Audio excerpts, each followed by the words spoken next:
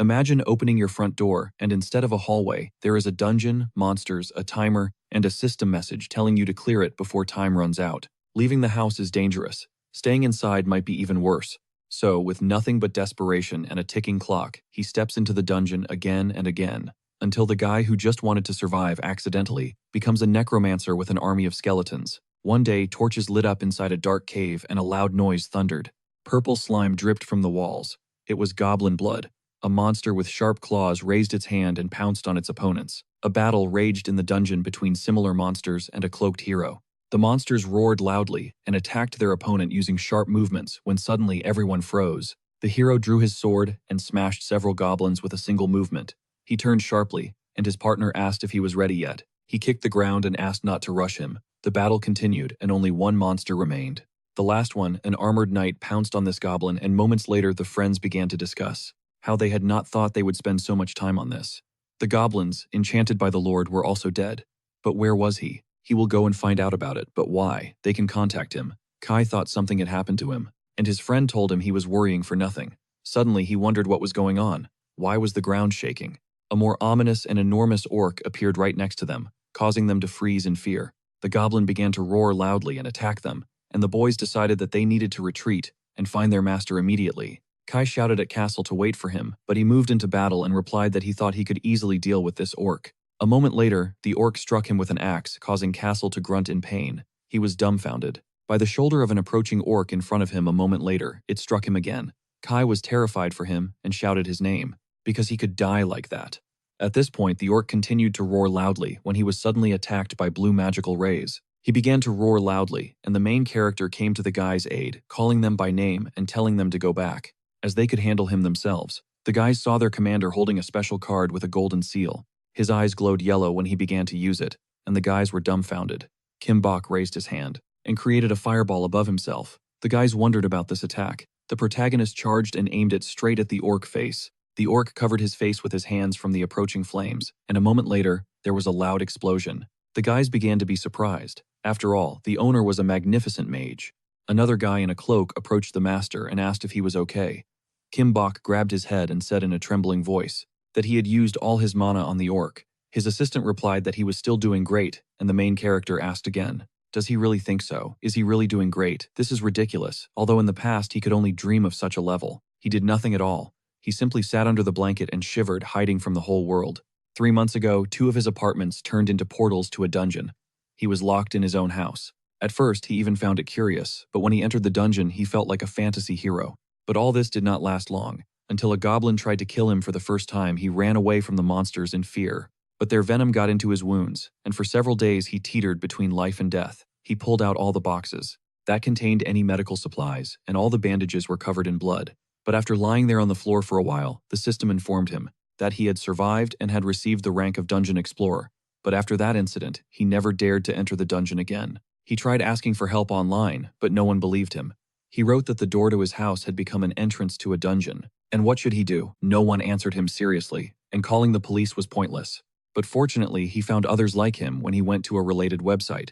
This site featured not only discussions about tips and groups, but also various quests. For example, the system offered to clear F-rank dungeons within a certain time limit. Participants were 30 people. The remaining time was 365 days, and the rewards for the quest were 1,000,001 and 1 F-rank item. The number 0795 was the dungeon number in his apartment, and he simply needed to clear it with other players, but he was too scared. He hoped he would not be able to cope without it, but he never did. Later, he finally had to go hunting because he needed money to live. He received messages on his phone informing him of new coins being deposited. He earned money for killing monsters, and then bought the necessary items on the dungeon website. But one day he saw a thread that said, the further he went into the dungeon, the more terrifying the monsters he found, so he decided to keep killing regular goblins. 3 months passed, and he continued to shiver under the covers in front of his computer at home. He wondered if there were really only 5 people left. Then he wondered why there were so few. Had they really died? What should he do now? Should he just live by exterminating goblins? What if they came to him? Frightened, he glanced at his apartment number and shouted that they needed to do something urgently. After that, he found someone who had received the same quest as him. He wanted to fight the boss tomorrow and asked the rest to gather for it. When Hunbok saw this, he grinned and raised his hands in joy, shouting that he wouldn't die. There were still people capable of fighting, and there was hope. The next day, he clutched his head and was in complete shock as only one participant remained. He was incredibly scared, and there were 274 days left on the quest. He screamed loudly in fear, and after a while he found himself in a dungeon among goblins.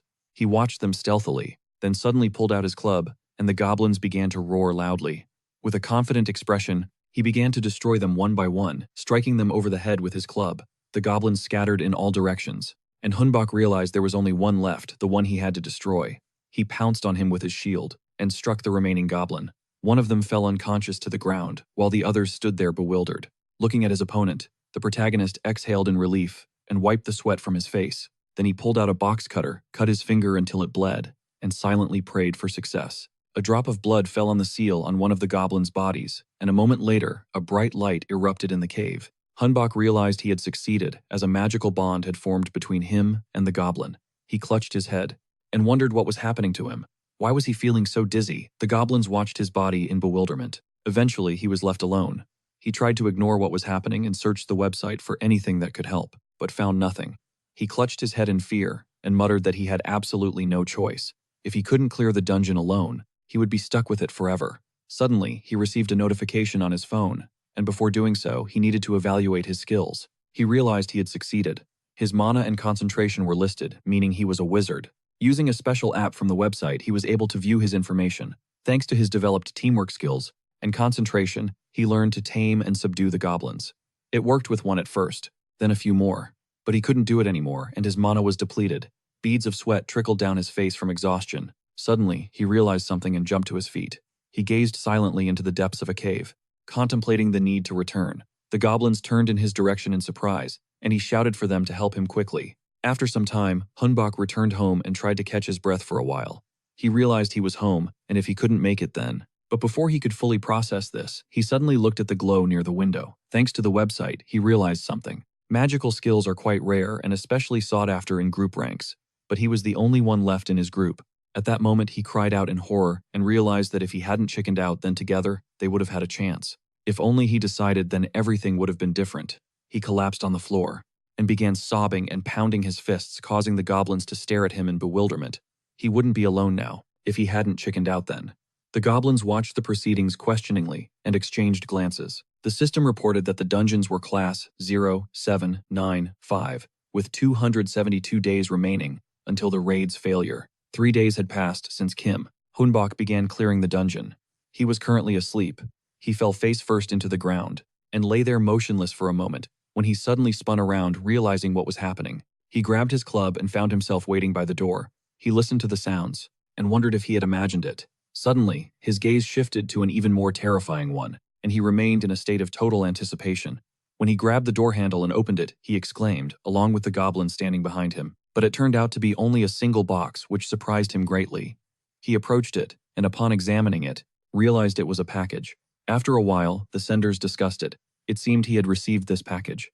Mike turned to the chairman and asked if he had really sent another package. He replied, "Of course, they needed to invest in their future. Most would die within a year anyway, but the survivors would be very strong." Mike shouted that it was just a guess, causing the chairman to turn around and say that nothing serious had happened. It was only $3,000. Mike was angry because he had already spent $900,000 this way. How many people had he helped like this? That is a huge amount of money. Richard replied that it was a lot of money and he was right, but it was best to invest your savings in people. If you help them in their most difficult time, they will remember your deed forever. And even if only 1% survive, it is a worthwhile investment. Mike clutched his head and said that he understood everything, but still, he could not do it himself. Richard replied that the main thing is that he understands, so let him just help him. Mike replied, of course, and the chairman mentally asked, "I wonder what will come of this in the end." At that moment, the protagonist grabbed the package and asked again, "Is this really the chairman of the wizards?" He saw his message, and when Hunbok opened the box, he saw a book on the theory of deception. He thinks he is in a tough spot right now, so he is sending him these 2 books. The chairman hopes they will help him. Hunbok began examining the books carefully and realized they cost 200,000 won each. What is going on? The system told him he had been sold a mana theory, but it was a fake. He wondered, was it a fake? It seemed like many people had been deceived by this book. He grabbed the book. It glowed with a bright magical light, and he was stunned. Hunbok realized this book was genuine. He did not know who the chairman was, but he thanked him profusely for it. Tears of gratitude welled up in his eyes. Meanwhile, several goblins were sleeping on his floor. Relaxed, Hyunbok remarked that using magic was like knitting. A person creates a pattern, imagines an image in their head, and it is a shame he had not had time to study at school. Now his head hurts when he reads this book. It took him a full 30 minutes to draw one magic circle correctly, but he seemed to have gotten the hang of it in 4 days, and would definitely get used to such volumes with time. First, he needed to take care of the tasks for today. He opened the system window, which reported that the remaining time was 19 hours. If he did not participate in time, he would be punished. The punishment, if he continually refused to participate in dungeon clearings, would be a decrease in his level and skills. At that moment, he decided to move forward and left his room with the goblins. Together, they peered out from behind a huge rock. At the approaching goblins, and Hyunbok pointed forward and decided to pounce on them. His goblins rushed to attack. When suddenly everyone cheered, they quickly defeated the villains. And Hyunbok opened the system window and said that now, it was much easier for him to manage mana, which was excellent. He needed to tame another goblin, when suddenly he saw skeletons. These terrifying creatures stared terrifyingly ahead, their eyes glowing bright red. Hyunbok wondered if he should try this with them. He thought he could handle them. They were just a pile of bones. At that moment, he chuckled and decided they would see what happened. One of the goblins turned to him and pointed to the fighting goblins and asked again, but Hyunbok was oblivious, thinking only of his own. They had no blood, only bones, and killing them would not be fun. Opening the system window, he saw the dexterity of the skeletons was E, swordsmanship was E, and magic concentration was C. He realized they had skills which horrified him, and he shouted that he would catch them first. He shouted for his goblins to pounce on them, pointing his finger to the side. After a while, he crouched down on the ground when the skeletons were destroyed and decided to try taming them. He did not remember anything like that on the website, because the system stated that emotions and intuition influence magic, and that it was necessary to integrate them into the study of magic. Okay, in that case, he tried following his intuition and emotions. He used the magic circle and decided to do the same as with the goblin, placing the seal pattern on the head of the skeleton. He decided to direct his mana at the creature.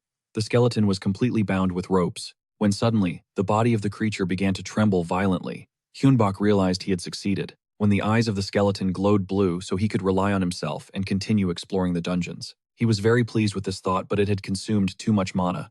In that case, they needed to return. And now he was heading home with the skeleton. It turned out the skeleton was female, with the following stats: strength, 2 out of 35, dexterity, 1 out of 39, fitness, 4 out of 30 magic, 3 mastery 6, and 0 remaining points. Kim Hyunbok clutched his head and asked again, is it really just one girl? He wanted to give her a name, and decided to call her Christina. At that moment, the eyes of the girl glowed a bright blue, and the system reported 268 days until quest failure.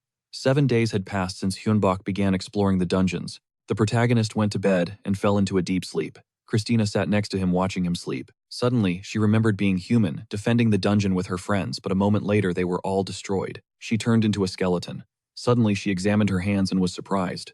The protagonist stood up and asked again, what is wrong? It is still morning. Christina sat on the floor, smiling, wrapped in a blanket. The protagonist looked at her in surprise and realized he had already tamed the skeleton yesterday. But when he approached her, he touched her head and asked what was happening to her. She smiled and said, good morning, master. The protagonist was very surprised that she could speak, and Christina told him not to be surprised. It was all because of his mana. Hyunbok was stunned along with the goblin and began to tremble in surprise. She was not just a skeleton, and Christina repeated that it was all thanks to him. Since he had given her a name, she was able to remember her life, and could now even speak. Hyunbok was stunned and asked if she could tell him more about it. She was not just a skeleton. Were her feelings and ability to speak all because of mana? Christina lowered her gaze and replied that it was all because of the name he had given her. He asked again, name, he just said it. Christina shouted that nothing happens without a reason and slammed her hand on the floor. The guys listening to her were surprised by such a reaction, and Christina shouted that a name establishes a person as an individual. This distinguishes a person from all the creatures of their world. Hyunbok apologized and said that he was wrong to let her calm down. She exclaimed and apologized, because this is very important for nameless creatures, like her. He asked again, creatures without a name. She raised a finger and answered, yes. Those who lose their identity and soul end up in the dungeon. That is what happened to her. He replied that everything was clear to him. But did she know what happened to her? Christina answered no. Her memory had not yet fully recovered. But she remembered one thing for sure. It was a terrifying monster with red eyes, a creature that was terrifying to the point of trembling. The protagonist was dumbfounded and also trembled, asking himself again, could he really sense her feelings? He watched his trembling hands and asked again, was it really that scary? Will he be able to defeat this creature? They crowded around Christina and tried to calm her down. The protagonist grew angry and exclaimed, how terrible! What should he do now? He would have to fight some terrible creature, and he could also lose his soul. So why should he do all this? Suddenly, Christina turned to the master, grabbed his hand, and said that she would not let him die, so he should not worry. He addressed her by name and saw the reaction of the goblin. He began to rejoice, he was dumbfounded, and then thanked them all for their help. Then he turned to Christina and asked if she remembered anything else. Every little bit would be helpful. She looked around questioningly, unable to remember anything, when suddenly she began performing some peculiar movements and asked him not to be afraid. She simply needed to maintain her mana to speak. He asked again, meaning she did not have enough mana. She smiled, and the protagonist apologized, meaning he would have to wait until it recovered. What should he do now? Suddenly, his eyes widened in shock, and he realized what a strange sight it was. The skeleton Christina had put on headphones and started surfing the internet. The protagonist, who had opened her stats in the system window, wondered why there was no mention of speech. At least her other stats had already improved, something new had even appeared. What kind of talent was this? C-level magic. He would need to take a few lessons from her. If they developed their magic, they could simply stand back and force the other skeletons to fight. Christina, meanwhile, was trying to learn and catch up on some verbs. Hyunbok realized this was excellent because now they had a plan. He would need to buy her a computer for training. Christina clutched her head, confused. After a while, the system reported 267 days left until the quest failed, and 8 days had passed since Hyunbok began exploring the dungeons. After a while, he turned to Christina and said he needed help. She asked him to explain what had happened, and Hyunbok asked again. Did she say she was a sorceress in a past life? Christina replied, yes, that is true. And at that moment, the protagonist announced that he wanted her to teach him magic. Christina replied, okay. She would be happy to do that.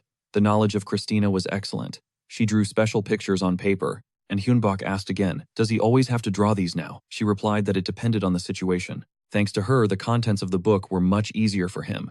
Last time he made copies. And they worked too, Christina asked in surprise. Copies of his magic circles. He confidently answered yes. She explained how to use and accumulate mana, and also explained why he couldn't create magic circles. He could become a wizard too, but he needed to physically cultivate spirits. Only then would he be able to create magic circles. Then she watched him draw a magic circle and told him there was an error, but he'd learned so much in just a week, and he wanted to go to the dungeon after drawing all the magic circles. But because of the impending punishment, he had to hurry. The god of this world was very lenient, sending him to hell and giving him a chance to survive. Kimbok laughed at such a frightened voice, and realized he was now less afraid of the dungeon. He looked at the goblins and asked if they were really fighting again. Christina informed him that this time, he would need to tame as many as possible.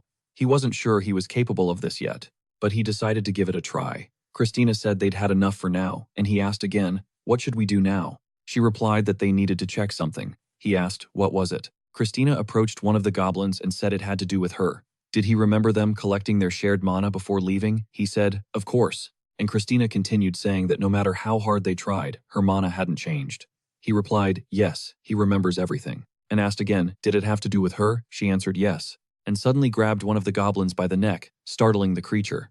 She used her magical powers, and dark rays began to emanate from the goblin, and the creature began to scream loudly in terror.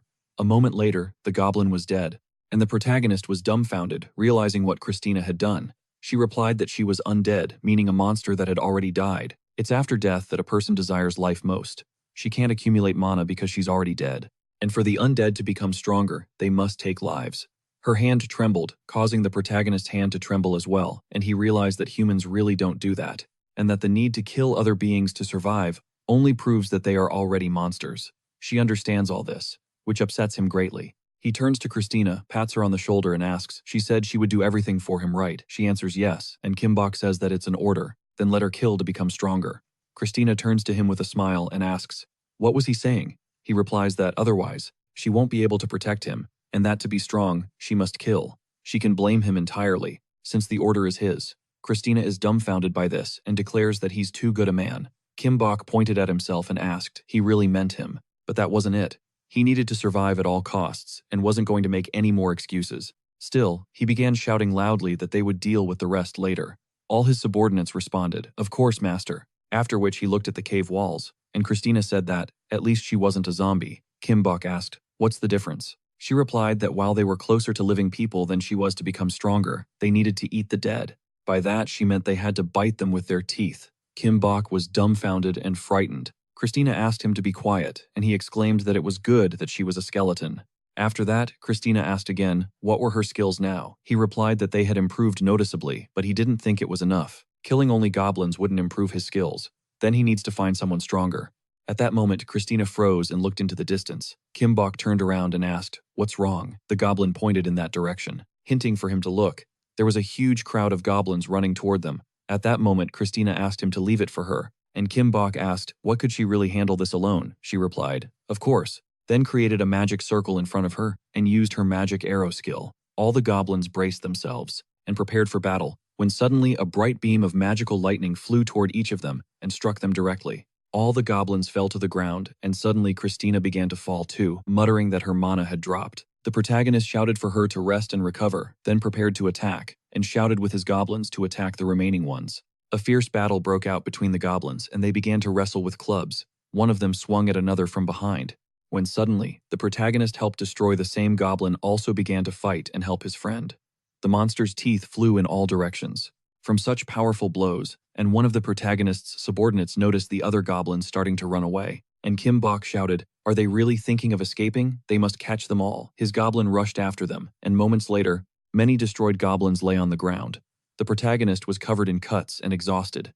He was trying to catch his breath, when he suddenly threw his club to the ground, clutched his head and asked, "What have you done?" All his goblins were dead. He thought the enemies were escaping, but their lair was there. What should he do? Should he subjugate the goblins again? What if this happened again? What should he do? At that moment, Christina turned to him and asked how he was feeling. He remained silent and unable to respond, so she asked him not to be so upset. He was dumbfounded. Christina continued to say that these goblins were expendable. It was bound to happen sooner or later, and they needed to go back and heal their wounds. Kim Bok realized she was right. Since this had happened, nothing could be done. He turned around, smiled, and said they could go.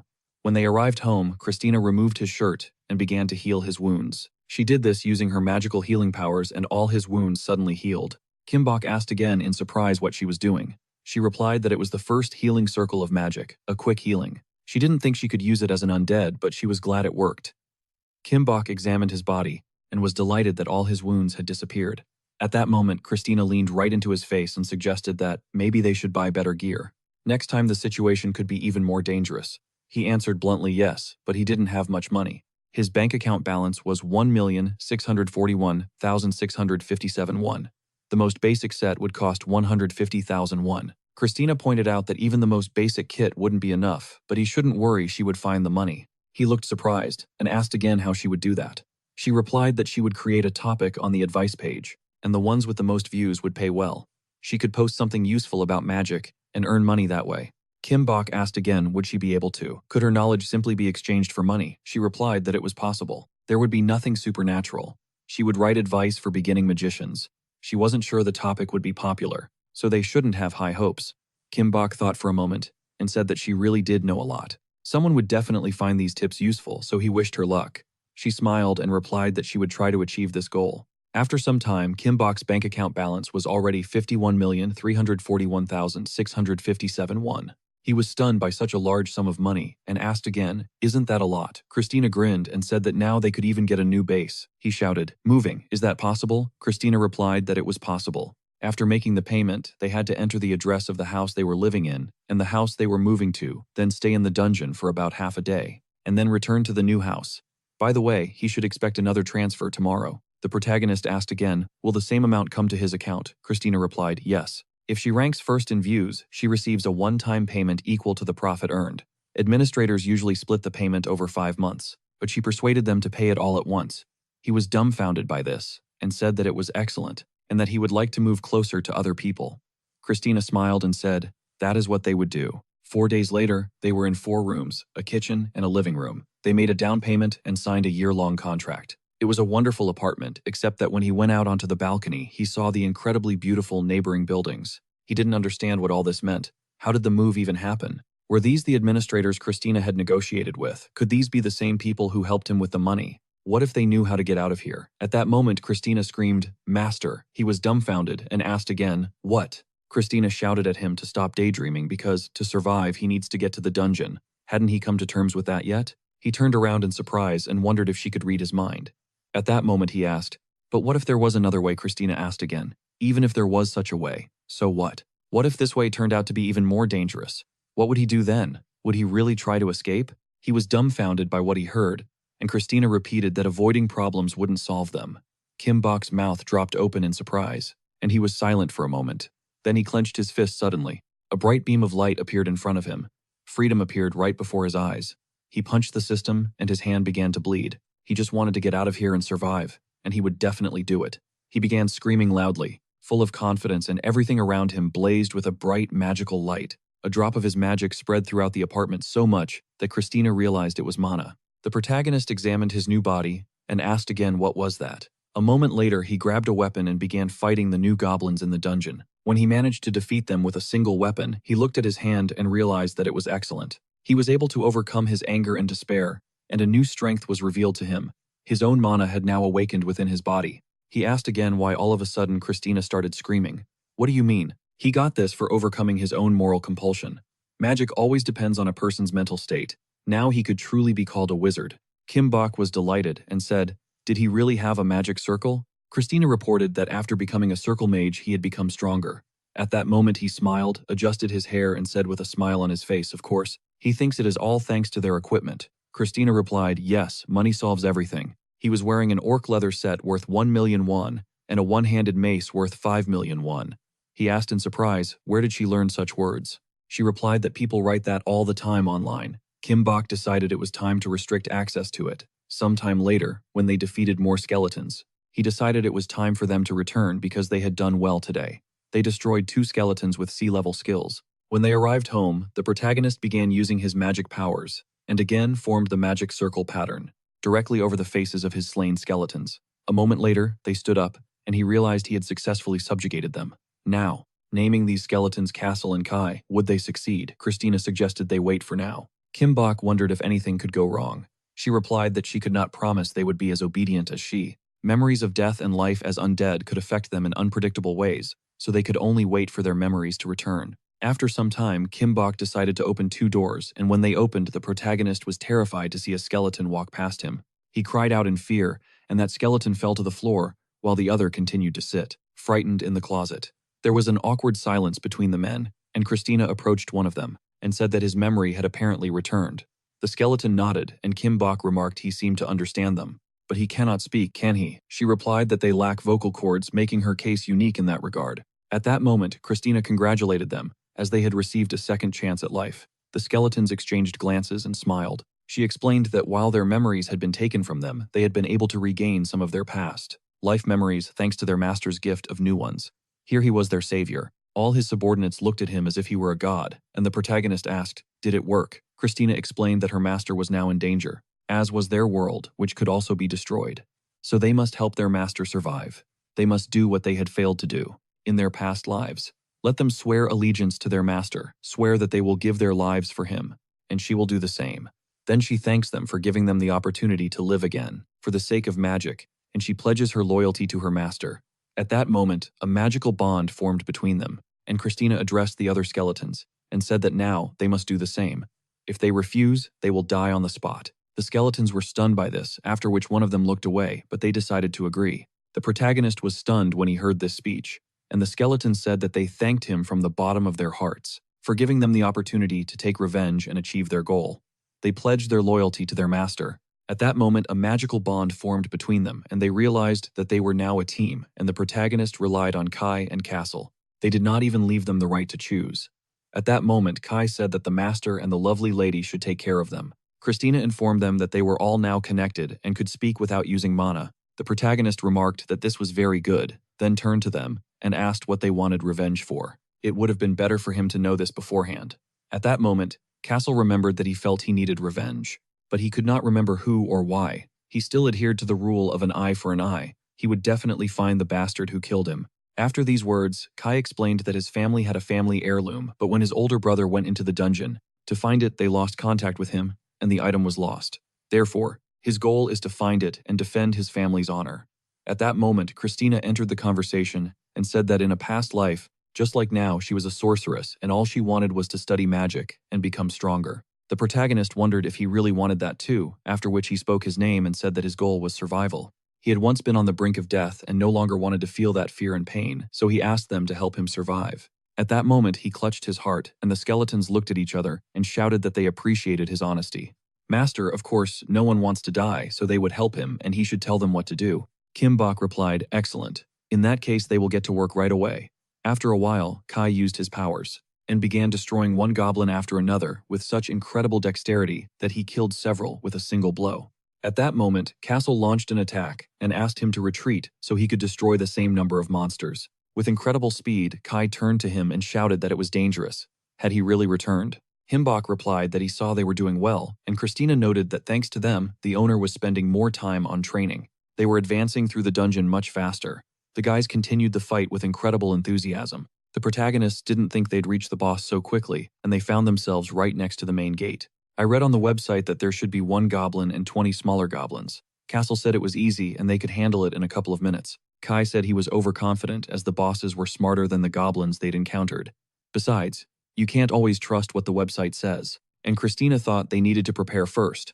Well, if you wanted to start now, then that's what they would do. Himbok said they better get ready and come back later. After a while, the guys gathered in the apartment, and the protagonist turned to Christina and asked if she was checking their stats. She replied that they had indeed improved. He was getting stronger through experience. And this world was amazing. It was simply wonderful. At that moment, the protagonist turned to Kai, and Castle asked, where did they come from? The guys asked to check their stats too, and he replied, okay. Castle's stats were level 6 out of 109, fencing and defense level C, hand-to-hand combat level D, strength 18, dexterity 15, fitness 24, magic 15, mastery 21, and 5 remaining points. Kai's stats were level 6, C level plus swordsmanship, B level leadership magic, E strength 16, dexterity 20, fitness, magic 21, and mastery 27, with 5 remaining points. The protagonist noted that their stats had also improved, and even added new skills.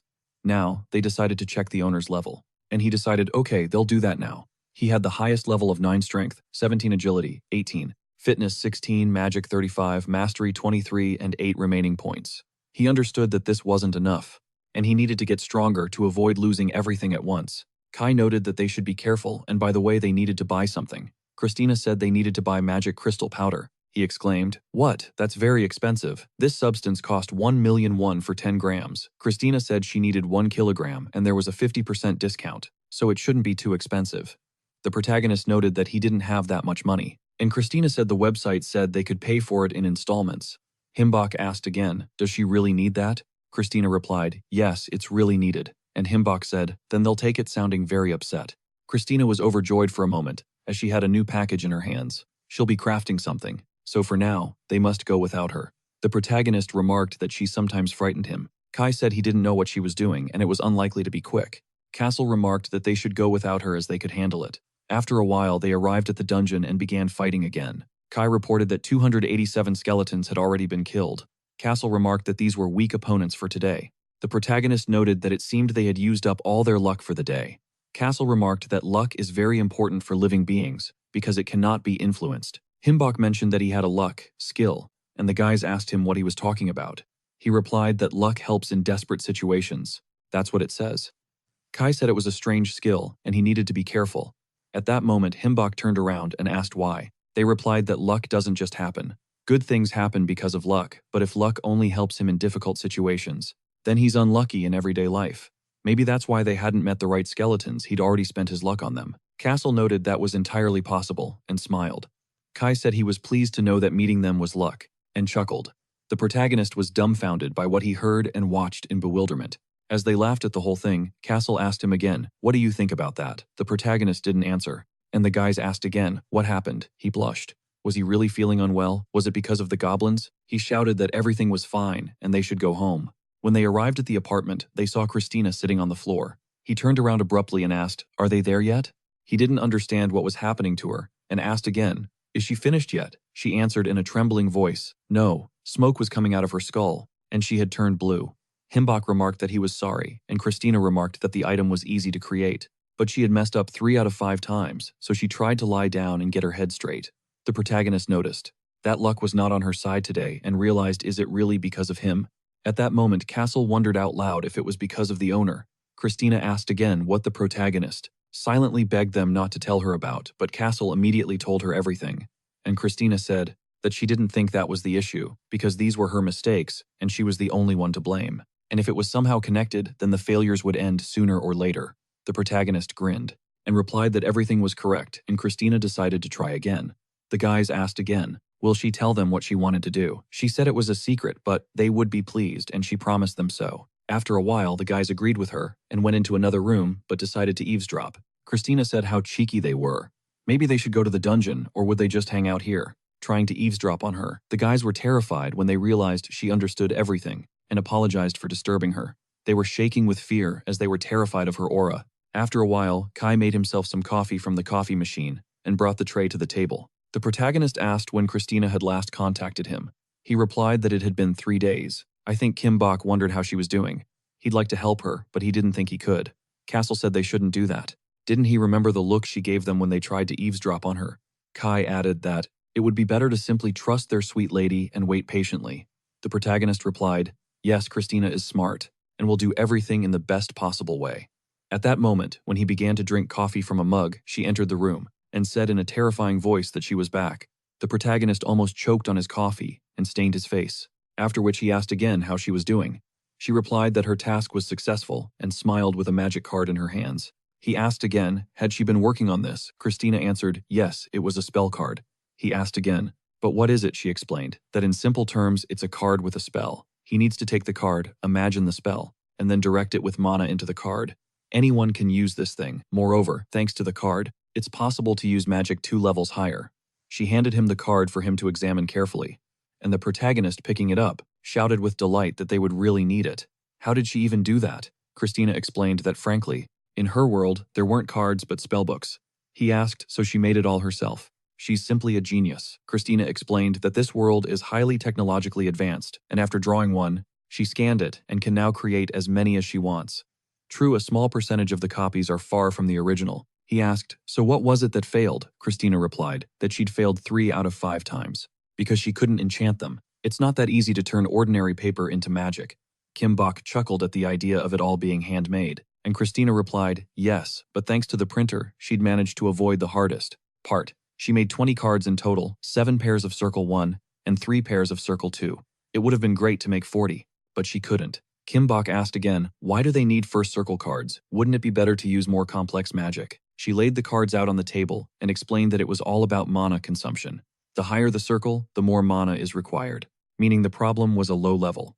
Suddenly, Castle slammed his fist on the table and asked the lady sorceress to stop. Was there something in this for them? She replied that she had nothing, yet that she didn't have enough ingredients to make cards for everyone, but she promised to make one for them next time too. They were delighted and decided to wait. Kim Bok announced that now they needed to raise their levels. Christina said yes, especially her, since she'd missed the dungeon 3 times. The guys shouted that they could go right now, and he replied that he was ready too. So why were they waiting? They should leave now. After some time, they found themselves near Majestic Gates. 16 days had passed and their levels had increased. Now all the guys had the same level 12. They had prepared their spell cards. The protagonist confidently announced that they were ready and could move forward. He turned to Kai and asked him to be careful, as his role was very important in this battle. He shouted back for the master to believe in him, as he would lead them to victory. After some time, they reached the dungeon. The protagonist opened the gate first. All the other guys followed one another and carefully continued their way, listening to the surrounding sounds. In the distance, many goblins were gathered around the columns, awaiting their opponents.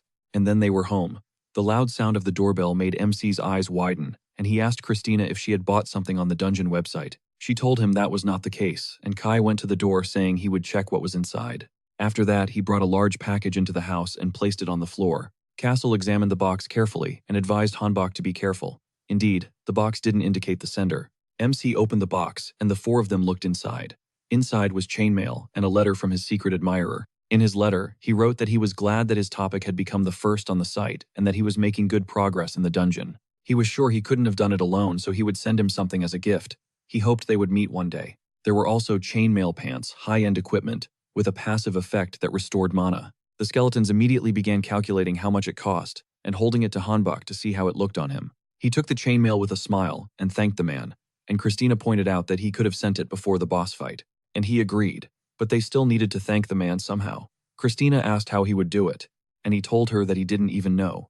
He had plenty of money, so what could they give him? She suggested a spell card as an option, and he remarked that it was quite nice. Christina said she wanted to sell a few anyway, and he was a wizard too, so she thought it would be a good gift. Incidentally, it would be good for him too.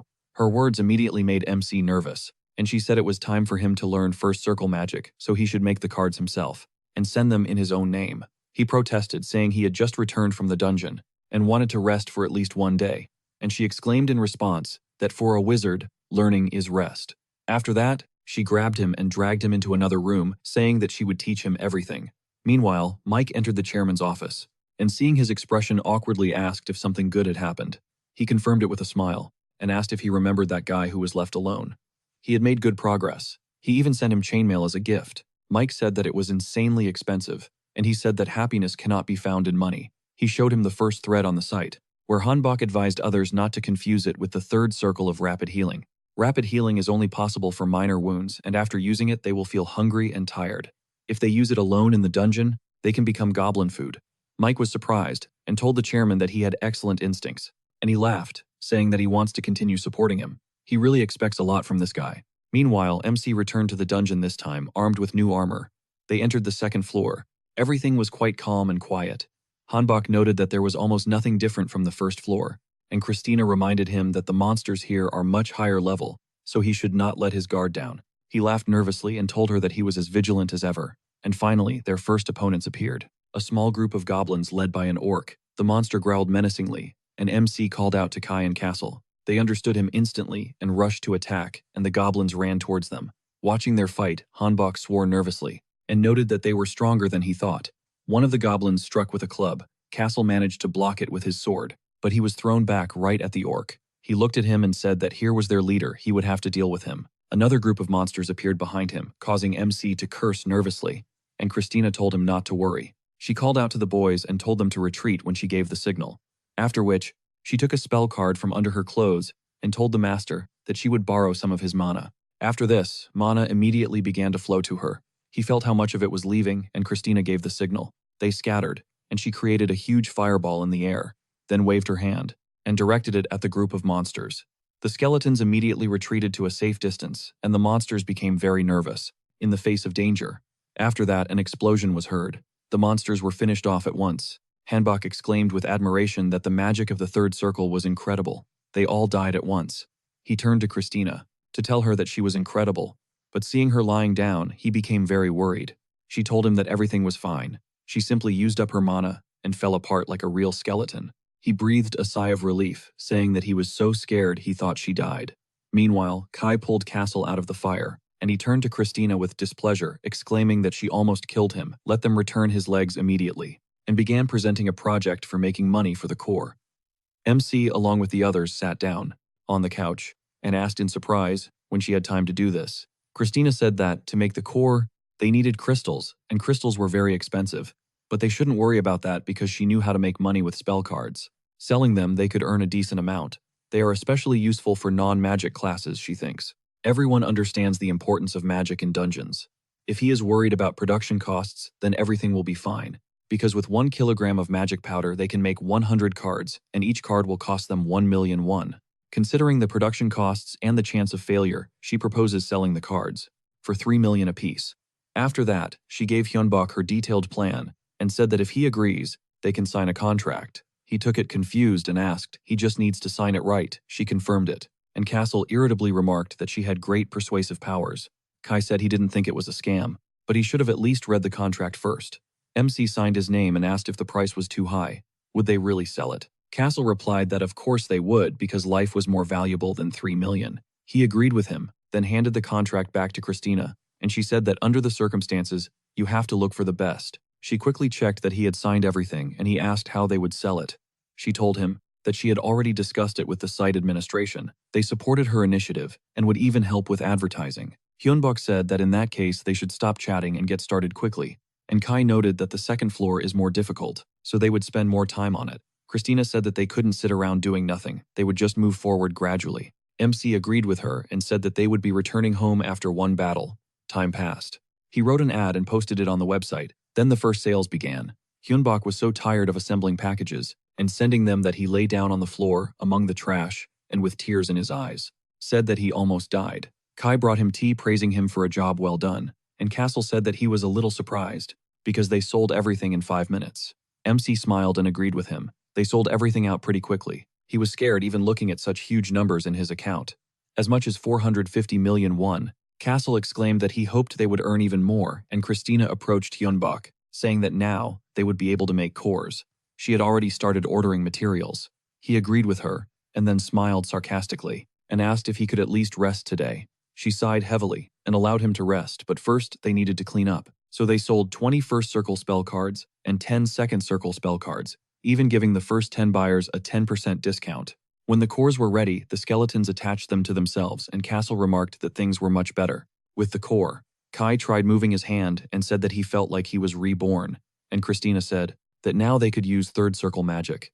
MC was surprised and asked, had everything changed that much? She laughed and remarked that it would be a shame if nothing had changed. Had he forgotten how much they spent? He smiled and remarked that they spent 16 million, and she said that it was good that they used artificial crystals and not real ones. They were much cheaper and the right size was easier to find, he asked. But that way, they lost 30% of the efficiency. Right, she said that's why her core has 5 of them, and of course the cores are changeable, so she can replace everything later.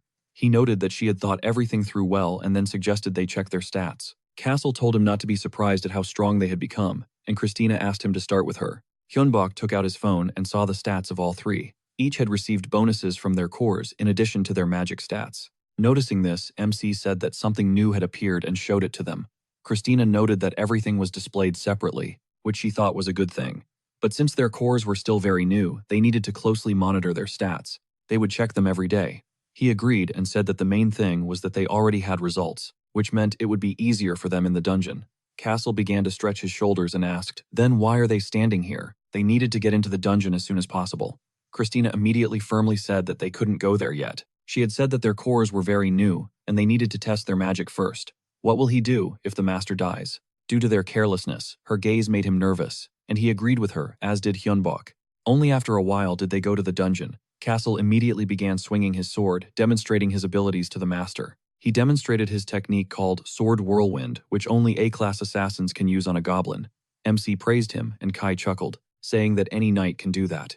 At that moment, a goblin ran at him. He drew his sword, saying that now he would show them something truly worthwhile, after which he swung the weapon several times, hitting the target from a distance. Kim Bok was delighted with his abilities and immediately began praising him, which made Castle feel envious. He swung his sword, exclaiming that he could do that too, after which he released a shockwave at the goblin, losing his balance, and an explosion occurred. MC turned to praise him, but seeing him crumble into pieces, he screamed in fear, and remarked that he was just like Christina that time. Castle said that he must have run out of mana, and he smiled nervously. Noting that they had combined it, he used it all up that quickly, Kai said. That this ability really did use up a lot of mana. It was not just swinging a sword like before, Castle sheepishly exclaimed. That he simply was not used to his new body, and Kim Bok, looking up, puzzledly remarked that it was a problem, but they should continue exploring the dungeon. He apologized to him, and Christina thoughtfully said that she thought the main problem of the core was that it regenerated slowly. She would have to work on that later. MC suggested she put off the experiments for later. First, they needed to sell the second batch of cards as they would quickly run out of money. They needed to get back quickly before the monsters showed up. The skeletons agreed. Kai said they were a little late. He drew his weapon and stared into the darkness from which a pack of gnolls emerged. He and Kim Bok panicked, knowing they could not cope without Castle. Meanwhile, the gnolls drew their weapons. He panicked, turning to the sorceress, asking what they should do, and she told him to calm down, then cast a lightning strike spell, electrocuting the gnolls. She then slammed her staff into the ground, using her ice breath to hold them in place, and gave Kai a sign. He immediately understood what he had to do and ran between the opponents, dealing one fatal blow to each. MC looked at him in surprise and asked, "Is that all?" Christina approached him and said, "Seriously, that a wizard is always focused and that panicking is unacceptable, as it means you will not be able to use magic properly. At worst, you will die in seconds." He agreed with her, saying he was not that good yet, and Castle reassured him, saying he was learning quickly. Kai agreed. Just a couple of months ago, he was an ordinary person, and Christina added that he was, indeed, developing at a good pace. Of course, he does not always succeed, but he has his strengths. He looked down thoughtfully, then smiled and thanked everyone for taking care of him. Night soon fell, and they had already returned home and were getting ready for bed. Kim Bok praised them and went to his room, and they wished him a good rest. As soon as he lay down in bed, he smiled and thought that he was so tired, but it was a pleasant tiredness. Sinking into sleep, he found himself in an empty space. There was no one there. He immediately realized that this was a dream, only a very strange one, since nothing was happening. He wanted to wake up as soon as possible, but he could only wait. At that moment, a clot of mana in his chest glowed. He touched it in surprise, and the mana flared, extending beyond his body. He was worried that this could be dangerous. He tried to stop it, but the mana splashed out more and more. He grabbed the clot of magic, trying to hold it back, and said that since it was in his body, then let it obey him. Let it stop right now. His heart began to beat rapidly, the mana began to slowly return back, and then he heard the voices of skeletons, asking him to wake up. He opened his eyes sharply and saw them above him. They were very worried. He stood up and asked what had happened and why they were all there, and Castle told him that something terrible could have happened. Mana suddenly started leaking out of his room. He went in to check, and saw that it was filling the entire room. He could have died from lack of mana if he had not woken up. MC stared at one point puzzled, and Christina asked if he knew the reason. He confirmed it the same thing had happened in his dream. Did she help him somehow? She told him that she did not do anything, it went away on its own. It seems he is fine now. Realizing that she had not helped him, Kimbok wondered if that meant he dealt with it himself. He lowered his thoughtful gaze, and immediately felt something, and looked at his hands. He saw light on his left palm, just like on his right. Now, he understood everything. He somehow managed to master the mana in his body. It turns out he can control it. He tried it, and his mana began to flow from his heart, and spread throughout the room, then quickly returned. Christina remarked that he was truly becoming a remarkable wizard. He skipped the second circle and immediately moved on to the third. He was very surprised by this news, and the others began to congratulate him on this. MC, confused, thanked them, and asked if he was still asleep. It'll be ready next week. The boys were hyped, and Christina promised to enhance it all with her magic. So they just had to wait. She then turned to her master, declaring their training would continue in the meantime. A week later, everything was finally forged. Castle equipped the armor, admitting she had truly kept her word. His new gear was finally complete, but Christina noted this was no mere set of armor. Its defense was amplified by magic. While wearing it, he could access instant reinforcement, plus a ton of enchantments like being lightweight and self-recovering. She'd also upgraded their weapons. They were now razor-sharp, insanely durable, and could even regenerate. The two warriors stared at their new equipment and began jumping with pure joy. The main character noted how happy they looked. Christina then said she had a gift for him too. His eyes immediately started to sparkle. She presented him with a cloak, letting him check it out. This cloak was also incredibly light. It boasted high protection and regeneration, and she'd even worked on the pockets. Now he could store tons of items inside, without feeling a single ounce of their weight. Castle immediately started to test it as Himbok marveled at the cool enchantments she'd used. She reminded him it all cost a fortune, but it would be a game changer in battle. He asked, but this equipment will last a long time, right? Castle and Kai were already stuffing things into his pockets, but Christina explained that no matter how good gear is, it's ultimately just a consumable. The stronger the monsters they face, the more damage their equipment will take. Still, she hoped they'd get to use it for a very long time. After this, Castle clapped a hand on Himbok's shoulder and announced they'd talked enough. It was time to field test their new gear. He cracked his knuckles, saying he couldn't wait a second longer, and Kai eagerly agreed. The main character smiled, saying that with this massive upgrade, they could finally push deeper into the dungeon.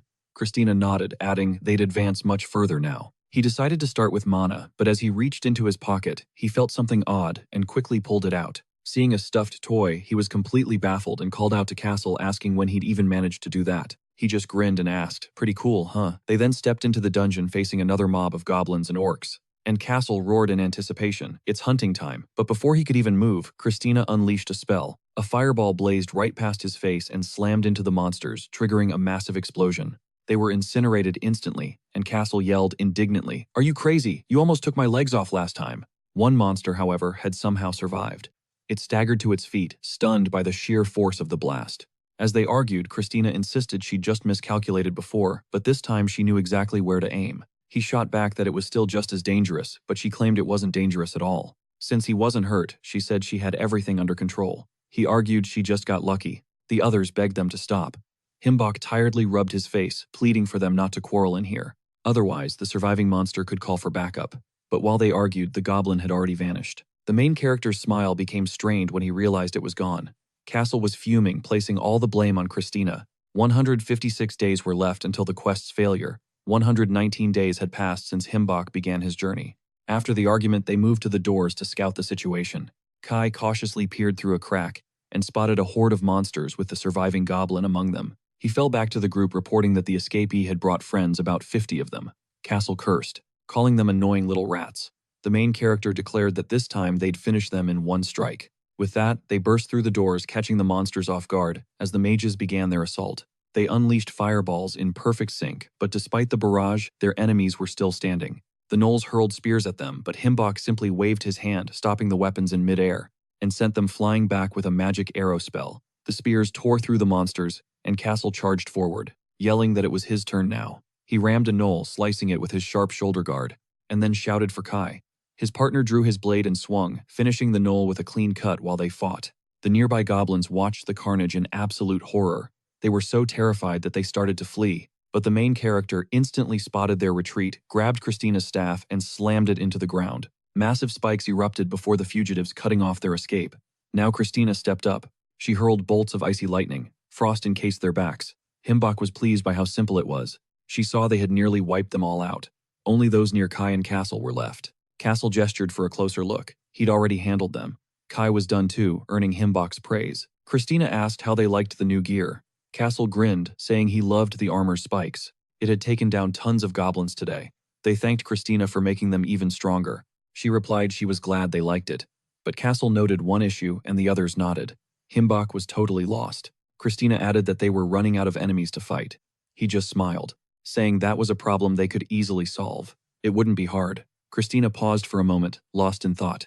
She then said she needed to talk with him, but they should head home first. Back home, she led him to a room. Kai and Castle said they'd wait outside. This was just between the two of them. Himbok was confused by their words, but she explained that they were right.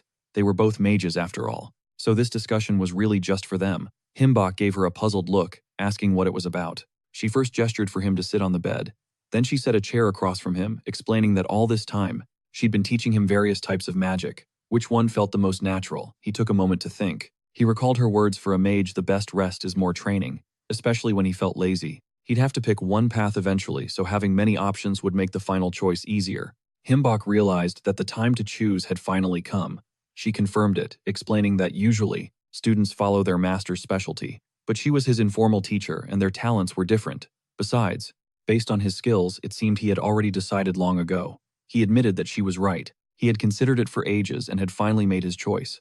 A confident smile spread across his face. He declared his intent to study necromancy and take the mana oath. This path was based on summoning the undead, crafting golems and chimeras, and wielding poisons and curses. This particular specialization ranks 5th among magic schools and is seen as fearsome and incredibly dangerous. Christina admitted, she thought. It was too soon for such a specific choice, since he didn't know all its hidden aspects. He countered that by taking the oath, his mana would rise to the specialization's base level. He reminded her she'd said so herself. She confirmed it. It would also make learning spells easier and progressing as a mage. But learning spells from other schools would become much harder.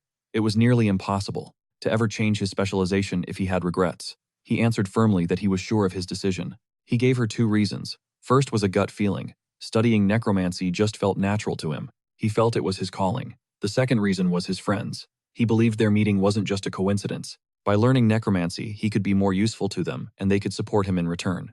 Christina noted his reliance on premonition and fate, 2 things not usually found in logical mages. He simply smiled back, reminding her that she'd said even wizards could be irrational at times. She warned him of the difficult path ahead, that society might reject him. He replied that he already knew. He just hoped it wouldn't come to that. He was completely set on his choice, and if things got tough or he had regrets, he wanted her to be the one to help him. He asked her to stop him if he ever strayed down a dark path. Just then, the door flew open. The guys burst in, declaring he had made an excellent choice. They told him they believed in him, promising to support him and help him on his chosen path. He stared at them confused. So you guys were eavesdropping, since his resolve was so strong. Christina didn't argue further and accepted his decision. It was now time to take the oath. Himbok placed a fist on his chest and unleashed his magic solemnly, swearing by mana itself to walk the path of the necromancer. His mana flared with many colors before settling into a deep purple and calming. Christina announced he was now officially a necromancer. She wished him success, hoping he would become a truly great mage. He thanked her awkwardly, scratching his head. He then asked where he could find books on necromancy. She told him not to worry. They were all on the dungeon website, but the prices were astronomical. 5 million for the first circle, 10 for the second, and a staggering 20 million for the third. They could afford a second circle book for sure, but it would wipe out every last penny they had. This thought made our main character uneasy. She quoted a saying, "We come into this world with nothing and we leave the same way. So why not spend it all while we're alive?" He joked, adding that he needed to cut off her internet access. They then entered the dungeon, ready to test his new abilities. He commanded his skeletons to simply protect him. He wanted to handle this first part himself. He then unleashed his necromancy, and the bones of skeleton archers immediately began to assemble. As they rose, a surprised Christina remarked that raising so many at once was truly impressive. He figured he could summon 15 more. Kai argued that strength mattered most, and Castle asked, "What if they're as weak as the first-floor skeletons?" Himbok desperately hoped that wasn't true. Spotting a pack of gnolls, he declared it was time for a test, sending his skeleton squad charging forward with a wave. The archers fired. The gnolls instantly shattered the swordsman's formation. The rest swarmed the monsters from behind, gnawing them with their teeth until they were finally taken down. "It was surprisingly easy, stunning our hero. I didn't expect that to be so fast," he said, as the others showered him with praise. They called him incredible, saying a better weapon would have ended it faster. Christina then asked about his mana levels. He assured her he was fine. She marveled that despite summoning so many undead, his mana was barely touched. It looked like he could maintain them for ages. Then again, the skeletons themselves barely drained any mana, so his true limit remained a mystery. Her words brought a smile to his face as he urged them to press forward. Castle let out a cheer, but Kai quickly reminded them not to get cocky. This place was still dangerous. 148 days remained before the quest's failure. It had been 127 days since Himbok entered the dungeon. Elsewhere, Richard was furious. He slammed his fist on the table, roaring in frustration that it was all over. How could this have happened? Mike reported that every guild member had tried and every single one had failed. The chairman sagged into his chair, defeated. It looked like they'd have to buy those cards after all. Those vultures were profiting from others' misery, selling the cards for an outrageous fortune. Still, he had to buy them. Then a message lit up his phone, and his eyes widened in shock. He leaped from his seat, shouting at the other player to bring him the package. Immediately, he tore it open to reveal a trove of spell cards. Mike stared, realizing the kid he'd sponsored was the seller. Himbok's letter thanked the chairman for his support during a desperate time. He felt he could never fully repay the kindness, so he sent 100 spell cards to help cover the chairman's costs. He insisted the chairman accept the gift as the cards only existed because of his initial help. He was on the dungeon's second floor and pushing onward. The chairman grinned. "See, a good investment always pays off." He tasked Mike with handling all future card purchases, while he began analyzing these new arrivals. Mike cheekily asked him to save a few for emergencies, and the chairman just grinned back, saying he'd try. But figuring out how to craft these cards themselves, now that would be a true game changer. Meanwhile, Christina urged Himbok that they had to sell even more cards. He shot her a confused look, reminding her they had just completely sold out. She explained that competitors were popping up. Fakes were flooding the market, driving up the price for authentic cards. But she was certain those rivals would soon perfect the tech and start making quality copies. So they needed to crank out and sell as much as possible now. After all, a monopoly is a beautiful thing.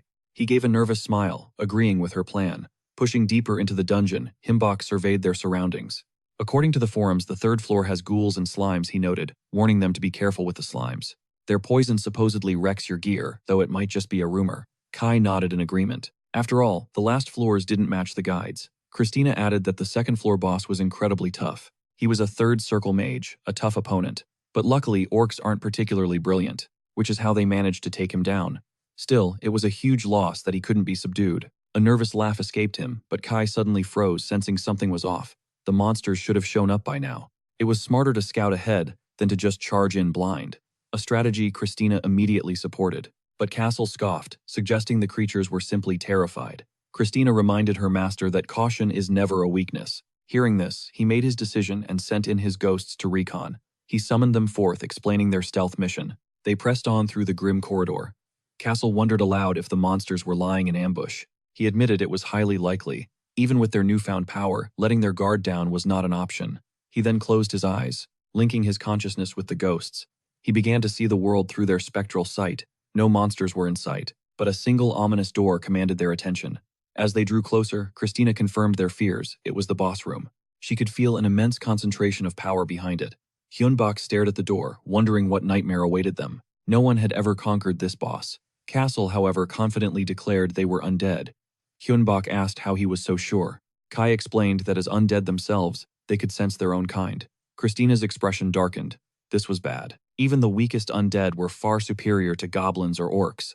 This room could easily become their tomb. The main character suggested they use the ghost to identify the enemy. Christina urged him to be extremely careful, stressing that they absolutely could not be detected. A lone ghost phased into the boss room, hiding behind a column as it scanned the darkness. A colossal skeleton lay dormant, radiating a soul-crushing aura. Instantly, Hyunbak's heart began to pound in his chest. His breathing grew ragged. He stumbled backward, collapsing as he stared at the door in utter horror. A manic grin spread across his face as he yelled, "Is this some kind of joke?" The boss of the second floor was a freaking dragon. They retreated back home, the atmosphere thick with dread. Castle and Kai exchanged worried glances while Christina watched Hyunbak. who was clutching his head. She demanded to know what he saw. He uttered a single chilling word, dragon. The summons stiffened. Christina, however, was intrigued.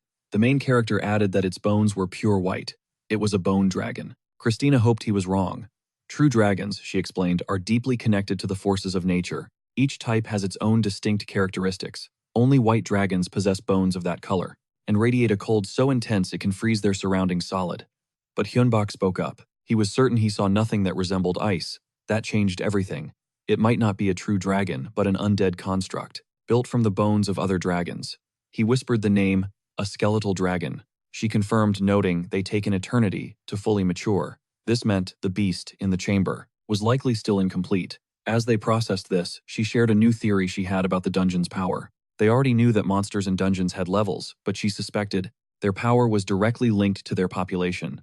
In essence, the entire strength of the third floor was focused on the boss, instead of being divided among many monsters. If she was right, its power would be off the charts. Still, this was an F-rank dungeon, so there was a sliver of hope. The main character asked, "Can we really do this?" She took a steadying breath and met his gaze. "Don't worry, I promise, you will survive. We are not allowed to die here." He stared at her, stunned, before a confident smile broke through. "You're right. We'll definitely win." They shared a laugh, breaking the tension. A perfect moment of harmony between them until his summons grumbled loudly, reminding their master that they were also present. The main character stammered that, of course, he was counting on them too. From that day forward, their training became relentlessly intense. 3 months passed in a blur. The system issued an ultimatum: clear the dungeon in time, or as a penalty, the dungeon's monsters would be unleashed into their world. An F-rank dungeon normally has 3 floors. Any more than that, and it becomes an F-rank plus. Thankfully, Hyunbak and his team were already on the final floor, but this was their one and only chance. With renewed resolve, they threw open the doors and stepped into the boss's lair, and were immediately hit by a wave of immense pressure. The dragon sensed them. It began to rise, and the main character knew this would be their toughest battle yet. But they had to emerge victorious. The creature's roar shook the chamber, and lesser undead began to claw from the ground. Castle let out an excited war cry. Understanding his intent instantly, he summoned his skeleton warriors, then told Kai to handle the minions. The dragon roared again. Hyunbak saw tendrils of dark energy snaking toward his summons, realizing it was trying to steal his skeletons. He immediately cast a protective spell, yelling, "They are mine. You will not have them." The malevolent energy recoiled. With a low growl of displeasure, the dragon commanded its skeletons to charge. Instantly, the MC called out to Castle and Kai. He signaled them to get ready. They unleashed a volley of crystals at the beast, triggering a series of massive explosions. They laughed, revealing they had been crafting these special bombs just for this moment. The dragon emerged from the billowing smoke, and its skeletal minions began to reform. Kai shouted to Hyunbak, yelling that they desperately needed more warriors. Hyunbak just smirked, replying that he was already one step ahead. Every hit they landed only spawned more skeletons for the dragon. They were running out of time. With a final glance, Kai and Castle dove back into the chaotic fray.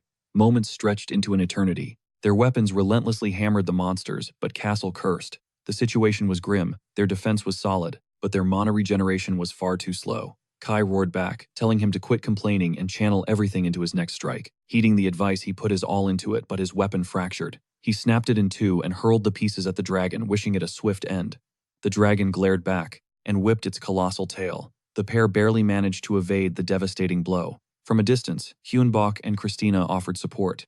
They summoned hulking clay golems, and the dragon roared in fury. It immediately lunged at them, beginning its brutal assault. But the golems did their job, encasing the beast in binding clay. The MC wearily signaled Christina, who slammed her staff down and began her chant. The spell hit its mark, causing the dragon's head to erupt multiple times, leaving nothing but a mangled stump. It seemed the core in its head was destroyed. Hyunbak allowed himself a relieved smile, believing they had finally won. But in that same instant, Castle was violently thrown against the wall, his entire lower body obliterated. The MC stared in stunned silence as Christina screamed his name. But when he remained unresponsive, her voice filled with panic, begging him to come to his senses. Hyunbak's eyes snapped towards the dragon. Despite its missing head, it was still moving. A monster of this level had no place in an F-class dungeon. It was, as they say, a twisted gift from the heavens. The third-floor boss was supposed to be an orc necromancer, but this one had been pushed to the brink of death by another group of players. In its final throes, it had created the skeletal dragon, but the effort drained its strength, and it lost all command over its creation. The Nidhogg grew too powerful, breaking free from its chains and desperate to survive. It began to devour everything in its path, its master, other monsters, and the very essence of the dungeon. But despite it all, it couldn't reach its final form, because the core in its head was missing. The monster shrieked with unimaginable fury, vowing to annihilate its enemy this very instant, and advanced with glowing crimson eyes. The protagonist, frozen by the sight, yelled Christina, prepare to attack. They would buy her the time she needed. She answered with a firm okay, but Hyunbak felt a cold dread in his heart. His mana was nearly gone, and so was Christina's. Suddenly, Castle's voice cried out, telling his master to take his remaining mana, since he was completely useless now anyway. Castle was still a broken heap on the floor, surrounded by the rubble of his own body. Hyunbak grabbed the offered staff and answered, okay, resolving to take everything he had. He looked at the staff, and realized it still wasn't enough. That meant there was only one terrible option left. At that moment, he tapped into a forbidden power, and closed his eyes to focus. He felt a vital piece of himself drain away his very lifespan shortening, but now he had more than enough mana. Christina called out his name, her voice laced with worry, but Hyunbak's reply was sharp and immediate. I'm fine. What's the use of a future if we can't even survive the present? His fist began to tremble with power, and he declared with chilling confidence that right now their only goal was survival. Together, they faced their enemy. He still had a few bombs left, so he decided to hurl the multicolored explosives directly into the monsters. A chain of fiery explosions rocked the chamber, and the monsters were left stunned, shrouded in a thick cloud of dust. Christina and Hyunbak stared into the haze, bewildered, when she suddenly screamed for her master to be careful as a figure began to charge them. A deep growl echoed. This creature was now channeling its own magic, causing the entire room to glow with an eerie, colorful light. Christina realized it was the dragon's breath attack, and that they had to dodge immediately. But in that critical moment, Kai suddenly reappeared, erecting a protective barrier to shield his friends. The monster crashed against the shield with terrifying force, trying to smash through their last line of defense. Hyunbak shielded his face, and watched the shield begin to crack. The next thing he knew, he was on the ground, buried in smoke and rubble, remnants of the powerful blast. The monster was now looming over him, and he shakily got to his feet, coughing up blood. He knew he couldn't die here. He looked forward and saw the shattered remains of his friends broken into tiny pieces. A burning rage consumed him. He turned to face the monster, charging him down, knowing that this was the end. He had no strength, no mana left, and his comrades could no longer help him. They were all going to die in this place. He would use the psychokinesis spell. It was the only way to survive. He had to concentrate. There was no room for failure. Winning was the only option. With renewed resolve, he charged back into the fight, his jaw clenched in pure fury. He roared at the beast, demanding it surrender and bow to accept him as its rightful master. And in that instant, a tense silence descended. The dragon's voice echoed in disbelief. Did he really just say that to me? A dragon serving a human? Impossible. Our hero shot back with equal fire, declaring it was just a pile of bones, a cheap imitation. Yet he still offered it a golden opportunity. Submit to me, and I'll make you stronger than any living dragon. The creature merely called him a foolish man, but our hero pressed on. So what my kind can challenge our limits and evolve? He knew the truth perfectly well. He couldn't grow stronger without aid. The choice was simple, either bow and acknowledge him as master, or they would both be destroyed. I am your master, he screamed, trying to break its will before landing right on its skull. As he plummeted towards the ground, the dragon suddenly caught him. Hyunbak managed a weak smile, realizing with a sigh he was alive. The beast stared utterly bewildered. As a system window flashed, 329 days had passed. The system declared Hyunbak's dungeon exploration quest had officially been completed, and in that same moment, Hyunbak's offer replayed in the dragon's mind. Could this human really do it? Could he make him stronger than a real dragon? If so, a promise had to be kept. Meanwhile, in a Gangnam high-rise that looked like a typical office, a secret company was covertly managing the dungeon exploration community. A junior employee rushed in. Sir, I have the completion report for Dungeon 0795 F class. The senior waved him off. That's an easy clear, no need for a formal report. Yes, sir, the employee insisted, but this clear was different. You really need to see this for yourself. He presented the report. The manager's eyes widened at the sheer thickness of the file. What on earth happened here? As he scanned the documents, his expression darkened into a deep frown. He slammed the papers on the ground, yelling, "This is completely impossible. Of course." He'd heard of solo clears, but this was unreal. A skeletal dragon appearing in an F-class dungeon, and the player somehow subdued it, so it's that spell card seller. A third-level necromancer with 2 skeleton warriors and a 4th-level sorceress. That's an A-class party. Why am I only hearing about this now? The employee explained their assigned team found it too hard, so they had shelved the mission for a while. The manager's fury exploded. He smashed his fists on the desk, shouting that all staff involved would face severe disciplinary action. I'll handle this. Start supporting this player now. Understood, sir, the employee confirmed. After he left, the director sank into his chair, thinking the player would surely be disappointed in their incompetence. They failed to support him when it mattered most. Another screw-up. Meanwhile, our hero was processing the fact he was alive, but he knew he'd lost that fight. One more breath attack from the dragon, and it would have been game over. Now he just lay in his bed, staring at the ceiling and cursing the situation he was in. Christina's sharp voice cut in. Back to your old reckless ways, I see. They had all survived. But Christina and Kai paid a heavy price to protect him, even detaching their own heads from their bodies, to survive the dragon's assault. After he awoke, Christina explained everything. Moving his core was an insane gamble, but it allowed them to escape. They had to learn from their mistakes because dwelling on failure would solve nothing. She rested a hand on his bed. Himbok smiled slightly and agreed with her. He let out a relieved sigh. Yeah, in the end we actually won. They were alive and had even tamed a dragon. No one tamed me, the dragon's voice retorted. I consented to this arrangement. Our hero just replied, okay, sure. Christina intervened, reminding the beast he accepted his name as a promise to become stronger and more grand. And he shouldn't forget who provided that opportunity. He could deny it, but his soul was now bound to their master. Just then, dark energy swirled in a mirror as the dragon added that he must not forget his side of the bargain. If you fail to make me stronger, I will kill you instantly. Himbok coolly replied that he would keep his word, mostly for his own benefit. Fine, the dragon conceded. And at that exact moment, a brilliant beam of light pierced the window, hitting our hero's face. He gazed at it, saying how much he wanted to go outside. As a reward for clearing the dungeon, Christina informed him you've been granted a short leave to go outside, that he was free to go, even though her calculations suggested he still needed 2 more weeks to fully heal. Just then, Kai and Castle burst in hyped that he was already itching for a walk. He asked why they were all gathered here. Castle said he came with Kai, but was actually covering for Christina. Hearing this, she decided to head inside to prepare some cards and other equipment. Castle gave him a once-over, figured he was fine, and went to go assist their lady. He paused by the bed, asking, Master, are you truly feeling better? Hyunbok gave a confident nod, assuring him all was well. Kai then sat beside him and opened a book. After a while, the main character decided to step outside dressing for the day's weather. Reaching the entryway, he scanned the landing carefully before glancing out the window on his way down. Once outside, Hyunbok drank in the sights of this bright world and the simple flow of people's lives. Tears of pure joy welled in his eyes as he heard Castle's voice confirming they could finally go out. He'd only ever witnessed this world through a screen. He was dying to see it with his own eyes. Kai eagerly agreed.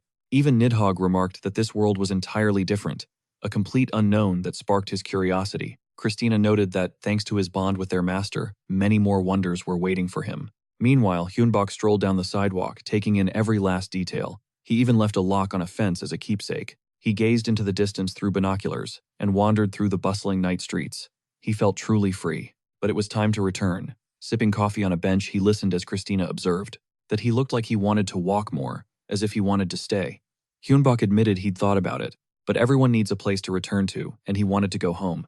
Finishing his long walk, he stood ready to leave. His friend had mentioned they needed a new base since this much walking was bad for his injuries. A short while later, he hopped in a taxi whose driver noted he must be new to Seoul. A little surprised, our protagonist simply said, yes. The driver then went on about how beautiful the city was, mentioning all the amazing places to visit. But then he offered a warning, don't wander out after sunset. Hyunbok asked, surprised, why is that? The man replied that a lot of people had been disappearing lately, 50 in the country alone. But what was even more chilling was the massive amount of blood discovered at the sites of their disappearance. This news startled Hyunbok, who asked his companions what they thought. He theorized that dungeon monsters could be connected. They said it was possible, but they weren't convinced. It wasn't a guarantee that monsters were the culprits. After all, humans hunt their own kind. Hyunbok just stared silently out the window. As the others debated, one question remained. What would he do with this information? His answer was blunt, nothing. He was just an ordinary person and couldn't possibly help. It had nothing to do with him, and he was already swimming in his own sea of danger. His companions agreed it was a logical choice. You shouldn't charge into danger if you aren't certain you can win. It was the mark of a wise mage. At that moment, the taxi driver glanced back at the protagonist as his companions continued their counsel, saying that people die constantly, but the main thing is that it's not him, their boss. He should focus on his promise and avoid getting tangled in trouble. The protagonist remained silent until one of his subordinates declared that he would support any decision the master made. At that, Hyunbok thanked them. When he finally returned home, he opened the door to a terrifying dungeon. His short-lived freedom was over. Christina greeted him with a proverb, work hard, play hard. Besides, they had relocated successfully, so the time was well spent. They now had a new spacious house, and that was a major plus. Even Nidhogg could fit in here. He never would have fit in the old place. A river of what's called premium mana flows right under this house. It's the perfect home for a wizard, and getting it for so cheap was an incredible stroke of luck. Just then, Castle approached his master asking about the dungeon situation. They'd been taking it easy all week, and were getting an itch to slay some monsters.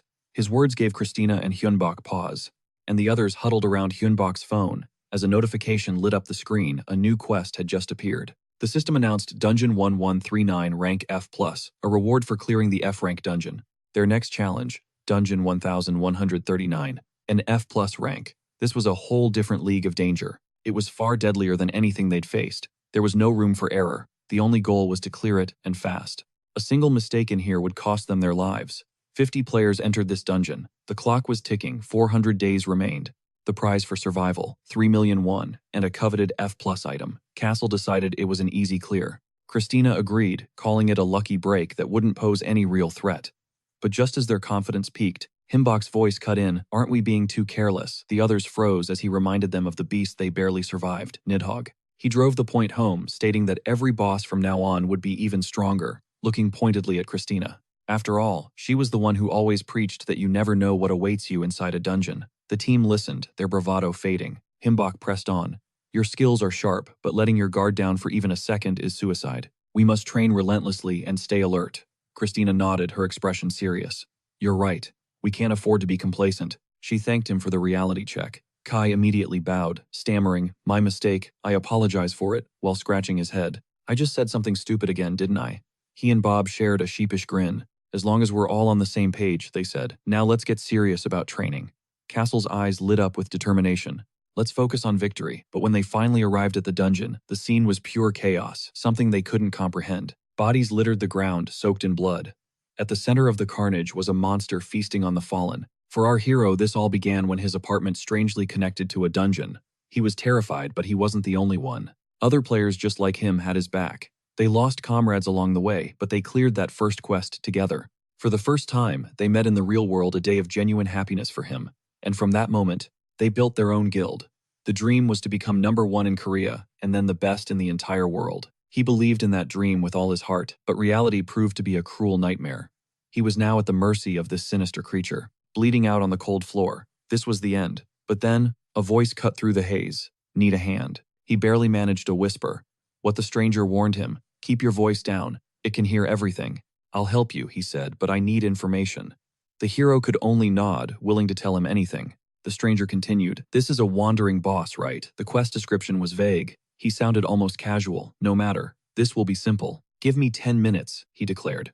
On cue, an army of skeletons erupted from the ground, swarming the terrifying monster. The beast roared, smashing one skeleton to dust, but 2 more instantly rose to take its place. The battle raged. The skeletons overwhelmed their foe with shocking speed. And that's when a man in a mask stepped onto the battlefield. "Looks like I missed all the fun," he announced. The hero watched, stunned. But in that moment of distraction, the ominous monster teleported directly behind the main character, its massive fist ready to end him. The boy was frozen in shock, his mind reeling. What was happening? And then he saw it. A spectral hand of immense power shielded Hyunbok, obliterating the beast in a flash. It came from that same dragon, the one that materialized to protect its master. The stranger then approached the boy, informing him, "That dragon is a skeleton. It's still weak compared to a true dragon," he added, "but remember, it will only get stronger." As if on cue, Nidhogg let out a triumphant roar. Hyunbok simply commanded, "Enjoy your meal," as it clamped down on the terrifying monster. As the beast moaned, its last Hyunbok turned to the dying hero. "My Nidhogg needed something from that creature, just as you need something from me." Staring in surprise, the boy asked again, what Hyunbok offered, a deal. "So what can you give me in return?" "Anything you want," the hero cried out desperately. Hyunbok just scoffed. "What kind of nonsense is that?" "I'm not asking for much," he said, his eyes glinting. "Your soul will be enough." Sometime after this, the team was gathered around a computer reviewing their new venture. They had an ad up selling spell cards. Their niche was targeting those who had been deceived before. Counterfeit cards were a death sentence. These were crafted with original technology. With a guarantee that the site administration had verified each card's effects, the sales began. And now, they waited. Christina noted impatiently. "This is taking a while to work. Why did it take months? I literally sent instructions." "Don't be angry," Hyunbok said calmly. "We're not as skilled as you. We're still new to this whole magic thing." His words triggered a memory, a flashback. Hyunbok looking down at the broken hero, offering a pact. "Make a contract with me, and I'll return your arm." The hero wasn't alone. Another survivor whispered in disbelief. Will he really return his arm? The protagonist simply noted that it was possible. He knew it sounded insane, but he was going through with it. The boy, stunned, just managed to ask what. That's when Himbok's power surged. He channeled it, restoring the boy's arm. A magic circle blazed to life as the limb slowly began to regenerate. The boy was in absolute shock. A moment later, seeing his fully healed arm, he cried out with joy. This was really happening. The boy was floored. Just who was this man? Himbok paused for a moment, then simply gave his name, Hio. He asked for the boy's name, then cut to the chase. So about the contract. Instantly, a sea of hands went up, a chorus of shouts echoing their consent. That day he sealed 21 soul contracts. His conditions were simple. Rule number 1, tell no one about this. And rule number 2, they'd provide him with mana crystals from the raids. He then gave them a book detailing everything about spell cards. This move also secured him a percentage of every sale. In short, he was maximizing his advantage perfectly. Castle piped up, so he's just profiting without lifting a finger. Himbok confirmed it, leaving Kai shocked that he'd actually signed them. Castle pointed out, but you said you didn't want to use your powers this way. Himbok admitted that he did, but circumstances had changed. To protect himself now, he needed to bolster his defenses and evolve. Soul contracts were far stronger than mana contracts, and he could forge them at will. Besides, the confidentiality clause was key, meaning no one could connect the dots between them. Kai found this fascinating, like he was becoming a shadow power in this world. Himbok shot his friends a surprised look, then suddenly went red, shouting that they were completely mistaken. Castle teased, "Are you just embarrassed because you thought so too?" Himbok just pleaded for them to stop laughing. Suddenly, a new message pinged on his phone. He had a brand new quest. He muttered, "It's been so long. Will this time be any different?" Castle immediately told him not to say that. The system notified him it was a level 13 dungeon. He had already cleared 2 dungeons. Mostly by himself, but he couldn't get cocky now. A single mistake in this place, and it would be game over. The details were stark: 90 participants. 500 days remaining. The reward for clearing it was 5 million, and 1 E-class item of his choosing.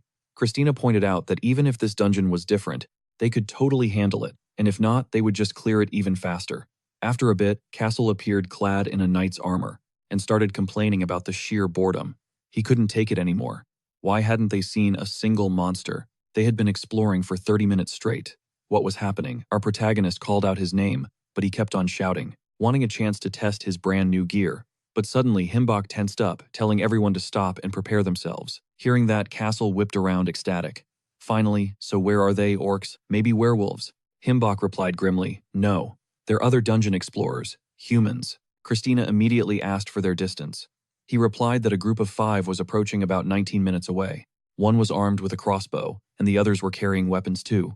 Kai turned to him asking, "Master, what's the plan?" He instructed them to observe but remain vigilant for a possible attack. All communications would be routed through him. After a little while, the other explorers kept moving through the dungeon, casually chatting as they went. When the group arrived, their leader stepped up to greet them. He introduced himself as Jin Hyuk. Himbok greeted him back, giving his fake name. Jin Hyuk seemed pleased to meet him and asked if he was by himself. He confirmed he was with his knights, standing in plain sight. Jin Hyuk looked at him completely puzzled. Then, "What are those things behind you?" He calmly replied they were undead. He'd repaired them in the first dungeon and now they served him. This information made Jin Hyuk frown. By the way, he began, "Why don't you join forces with our party? You look like a mage." Our protagonist said nothing, so Jin Hyuk continued his sales pitch, saying mages are great for teamwork. Knights and warriors are key too, which is likely why you're using those skeletons. But can they really cut it in an E-class dungeon? Our protagonist silently assessed the situation. Jin Hyuk asked again, "So, will you join us?" He finally agreed, prompting Jin Hyuk to grab his shoulder in a friendly gesture and declare it an excellent choice. "Let's move out. I'll introduce you to the team." Himbok responded with a, "Thank you." As the introductions began, Castle voiced his disapproval, adding that the guy gave him a really bad vibe and came off as super suspicious. A while later, a system message appeared, announcing a change in the number of participants. 74 left. Our protagonist realized 16 people had died in just one day. He then noticed Castle approaching him and asking him to scan their skills. Himbok noted frankly that this was an entirely expected outcome. He saw researchers who were completely useless, wondering how their passion alone kept them alive until now. They didn't even need to lift a finger. Christina pitied anyone just now checking the quest details, especially those from the dead man's clan. Just then, Castle smirked, grabbing the card and saying this was their key. He insisted they move fast. It was their new contact's card, and Christina pressed for their next move. Jin Hyuk is online as we speak. Staring at his own hands, Hanbok asked when she'd swiped his phone. Castle warned not to underestimate him. If the survivors group up, their numbers would be a real problem. Christina had to agree. There was no denying that logic. Kai admitted it bluntly, he couldn't stand this Jin Hyuk guy. Castle yelled that Kai was a good man for finally saying it because he absolutely despised Jin Hyuk. He then erupted into roaring laughter. Hanbok had to ask what set him off so badly. Castle shot back that it was his face, his stare, his attitude, and the way he talked. Everything about the guy screamed fake. He's a total creep. Kai added that his clan seemed just as sketchy. While he was busy talking with Jin Hyuk, he missed how all his supposed comrades were completely silent. And if you ask about their clan or leader, you only get rehearsed positive answers. But their eyes tell a different story. He could see pure hatred simmering just beneath the surface. Christina argued it sounded like pure speculation, not enough to make a real judgment. Kai insisted he trusts his gut. After all, hate can spark from something as small as someone taking the last cookie. Still, they had zero proof. Castle turned to Christina, asking if she actually trusted the guy. Her answer was cold. No. She'd happily dispose of him in a heartbeat. Her chilling words stunned the guys. She quickly added that she just needed to be certain first. She knew they shouldn't engage with him, but glancing at her phone, she revealed there was a compelling reason to. Hanbok pressed her for that reason. What Christina said next left him completely floored. He had no choice but to agree. They had to eliminate Jin Hyuk before this escalated any further. Suddenly, a notification from Jin Hyuk popped up, addressed to all dungeon explorers. It was a public post. He noted many had seen the quest info and knew 16 people died in a single day. He said everyone now saw the deadly gap between E rank and F rank. His solution: they must unite. Working together was the only way to minimize casualties. He'd even found the perfect meeting spot. He urged anyone who agreed to meet there to plan their next steps, warning them all that they were on death's door. The meeting was set for 3 days from now, with coordinates provided. He told them to message him if they got lost. Christina saw it immediately. This was the perfect opportunity. He just posted this on the main site. She thrust the phone at the others to read. Hanbok's eyes widened. It was happening in just 3 days. Christina smiled. This was perfect. They had just enough time to prepare a proper welcome. Just then, the main character caught her expression and figured she was just being her usual self. But her intensity sparked a fire in him to end this. Castle scoffed, saying they didn't need allies like that. Kai warned that they couldn't afford more enemies either. 3 days passed. Jin Hyuk's clan assembled in the dungeon. Standing at the center, he projected his voice asking if he could be heard. He then noted that everyone had arrived, so he could begin. He started by thanking them all for coming, knowing their time was valuable. He promised to get straight to the point. By now, everyone had felt the brutal difference between E rank and F rank. 16 explorers gone on day 1. His own squad came fully prepared for these monsters, but even they were stunned by the insane difficulty.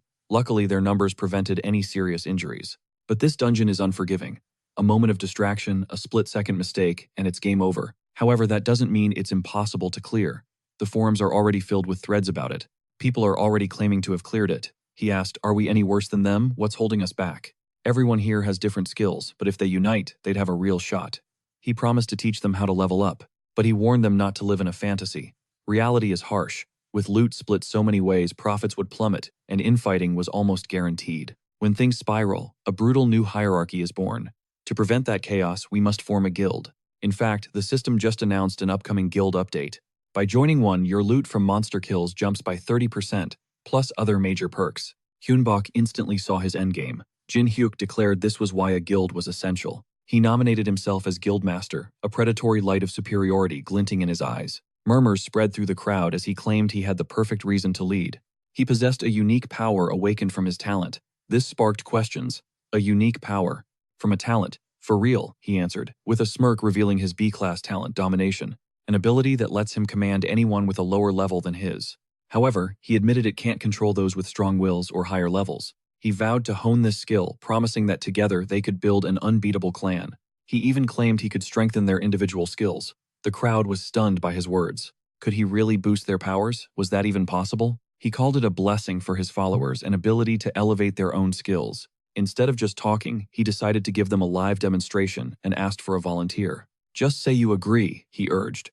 One man stepped forward, extending his hand in agreement. As he joined Jin Hyuk on stage, Jin Hyuk mockingly declared the man was now his subordinate. In a flash of magic, the volunteer's rank shot up from C class to B class.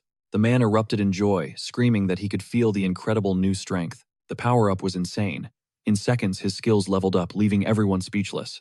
With this, dungeons would be a cakewalk. Jin Hyuk promised the more they advanced, the stronger he'd make them. This, he proclaimed, was why he must be the guildmaster.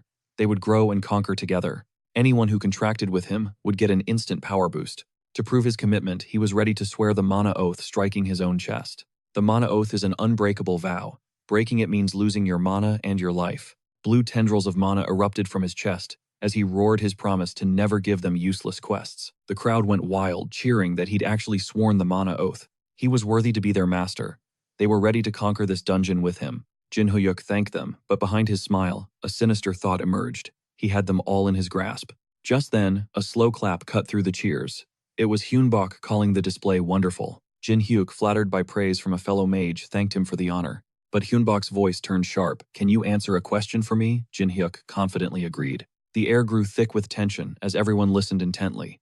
Hyunbok began to press him about his power. "Does that influence extend to your control over them?" Jin Hyuk admitted it did. "But they can resist," he added, "if their level is higher or their will is strong." Hyunbok paused, repeating the phrase. Then he dropped the bombshell. "And that is precisely why those 16 people died." The crowd was shocked into silence. A frightened Jin Hyuk stammered, "What are you talking about? You think I killed them?" "Don't play dumb," Hyunbok shot back. "They tried to resist, but your orders led to their deaths. Or is there someone else here with that kind of power?" Rage flared in Jin Hyuk's eyes as he realized he was trapped. He shrieked with fury and desperation. "What nonsense are you spouting? I didn't kill anyone. If you don't believe me, I'll swear the mana oath again. I did not kill those dungeon explorers, and I swear it." The crowd looked uncertain, starting to reconsider. The mana oath is absolute, so maybe the mage was wrong. Nearby Castle growled in frustration, wanting to just cut Jin Hyuk's head off right there. Kai put a hand on his shoulder, urging him to wait. It was almost over. Hyunbok's voice cut through the confusion. "Allow me to be more precise. You didn't kill them. You ordered them to kill each other. All 16 explorers." That was the command. Jin Hyuk's jaw clenched, fury burning in his eyes as he scrambled for a defense. In the last dungeon, Jin Hyuk was just one of 28 explorers. He was nobody special, but he clawed his way to the top. He gained incredible power and achieved his goals. The only problem is, he's a monster. With binding mana oaths, he forced everyone into absolute submission. But as they neared the dungeon's end, his twisted nature was finally revealed. His order: kill each other. The explorers had no way to resist. He never laid a hand on them, he just gave the command. "That's a complete lie," Jin Hyuk roared. "He has no proof I'm innocent. Is this guy just trying to use me to get ahead?" Hyunbok simply replied, "Oh, I have proof, though you might not want to believe it." Jin Hyuk trembled, then let out a hollow laugh. "That's ridiculous," he sneered, confident the bodies had vanished within the dungeon, leaving no evidence. He had the survivors completely under his thumb. Just then, one of the girls he controlled stepped forward, telling the boy to stop his slander. "We're only alive because of him. You can't just say things like that." Another weakly agreed they were helpless without him. He looked upon them with false pity. "Just wait, I'll help you." At that moment, he began a resurrection spell, and countless figures rose from the ground. Hyunbok then revealed his true title: "I am a necromancer." The crowd recoiled. "A necromancer? What did that mean?" "You heard me right," Hyunbok calmly confirmed. "Mages of this class have diverse talents, summoning the dead, raising golems, and wielding poisons and curses.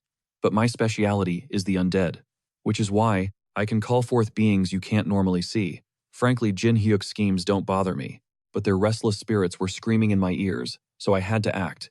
"Enough of your nonsense," Jin Hyuk shrieked. "What are these phantoms? Just illusions, a trick of the light." But in that exact moment, one of the dead spoke, its voice filled with sorrow. "You must free him. Free my brother." The crowd froze in stunned silence, and before them, the ghost of a weeping girl appeared. As she trembled, Jin Hyuk screamed, "Don't believe it. This is absurd. They're just jealous they couldn't become guildmasters themselves." His mind-controlled pawn repeated the claim. "It's true. Jin Hyuk is innocent. You have to believe him." But then, the crowd's shock ignited into cold fury. How could he do this? Was he planning to turn them all into his puppets? Jin Hyuk was cornered. The crowd's shouts echoed around him. "Free our friends. You'll never be a guildmaster." Jin Hyuk's whole body shook with rage. He had been so close to succeeding. But this creature, this necromancer, had ruined everything. "You bastard. You destroyed it all." With that furious cry, he drew his sword and charged, his eyes filled with killing intent. Hyunbok didn't even flinch. He was shielded by Castle. The resulting clash was so brutal it sent Jin Hyuk flying. Enraged, he screamed, "You fool. They're just my toys. Why are you getting in my way?" Just then, Castle lunged toward his opponent. Fear flashed in Jin Hyuk's eyes as he yelled at his puppets to intercept. They obeyed instantly and suddenly. Jin Hyuk screamed, parrying with his thin blade while repeating his desperate command, "Protect me." His puppets surged forward as one. Castle realized he had to stop them before a massacre began. "They're innocent victims," Kai cried out. "Don't kill them. Try to subdue them without lethal force." He parried a vicious strike from one of the girls. Kai noted grimly, "They're incredibly strong. Even I'm having trouble holding them back. So this is the true nature of his power. Jin Hyuk laughed wildly. You're stupid. Your pathetic skeletons are no match for my army. At that moment, Christina's magic seal sent one of his puppets flying. The girl hit the ground hard. Jin Hyuk's face twisted in fury. I've had enough of these games. I'll show you the true power of submission. Instantly, a sinister red magic circle materialized, engulfing the fallen girl's body. She began to choke, and then let out an agonizing scream, an echo joined by all his other subordinates. This is Berserker mode. Their stats skyrocket at the cost of their own life force. Let's see you defeat them now. It seemed there was no choice but to kill them. As the powered-up explorers charged, Castle and Kai braced for the onslaught. Christina fired an ice arrow, but one girl intercepted the attack, shielding her comrade. Hyunbok saw their terrifying new strength, but then he spotted Jin Hyuk closing the distance. I'll take your little toys and make them fight for me. In that instant, he swung his sword, aiming for the final decisive blow. He instantly knew he'd picked the wrong fight. In that moment, he summoned Nidhogg's magical hand, which seized Jin Hyuk, making him choke violently. He had no idea what was happening, until he whipped around to see a bone dragon looming over him. He let out a piercing scream. The protagonist then called forth a skeletal army that grabbed his subordinate, striking her neck, instantly knocking her out. Jin Hyuk was now completely alone. Hyunbok taunted that victory was close. He gloated that if his plan hadn't been exposed, it would have worked. Jin Hyuk roared back at him. Don't you dare do this. What was he planning? Hyunbok advanced his sword swinging for the final blow. Jin Hyuk screamed, Enough, I get it. You don't have to do this, just let me live. It will never happen again. You're not a murderer. Hyunbok asked if he ever saved the ones who begged him for mercy. He yelled that he did. At that, the protagonist paused. Lying isn't very nice. Before delivering a devastating blow. His opponent's blood splattered directly onto his mask. Sometime later, Hyunbok was in his bathroom at home, his stomach churning with nausea. Cold sweat dripped down his face. A wave of sickness washed over him. He had actually killed a man, and the memory wouldn't leave him. He had shattered his skull, and the image of blood and brain matter was burned into his mind. The smell, the sound, the sight, he could never forget it. Just then, Christina's voice cut through. You're a good man. You killed someone evil, and if you hadn't, more people would have suffered. You did what you had to. Hyunbok questioned her. Do you really think so? Maybe there was another way. He could have lived. But then Kai chimed in. And more importantly, they were my toys too. Why are you so against me? Hyunbok was at a loss for words. Deep down, he knew Kai was right.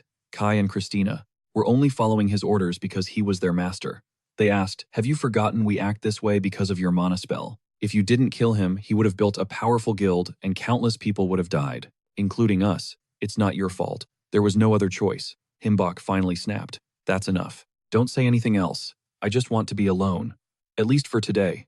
A heavy silence fell between them as they exchanged a brief look. Our hero found himself alone in his room. Clutching a pillow, his face buried in it. He was tormented knowing it was the only way to survive, but murder was still murder. He couldn't just brush it aside. He never would. He made a vow to himself to never forget a single crime, even those committed just to stay alive. He would carry the weight of each one. It was the only way he could even begin to atone for his sins. And then, radiant beams of mana burst from his chest and back.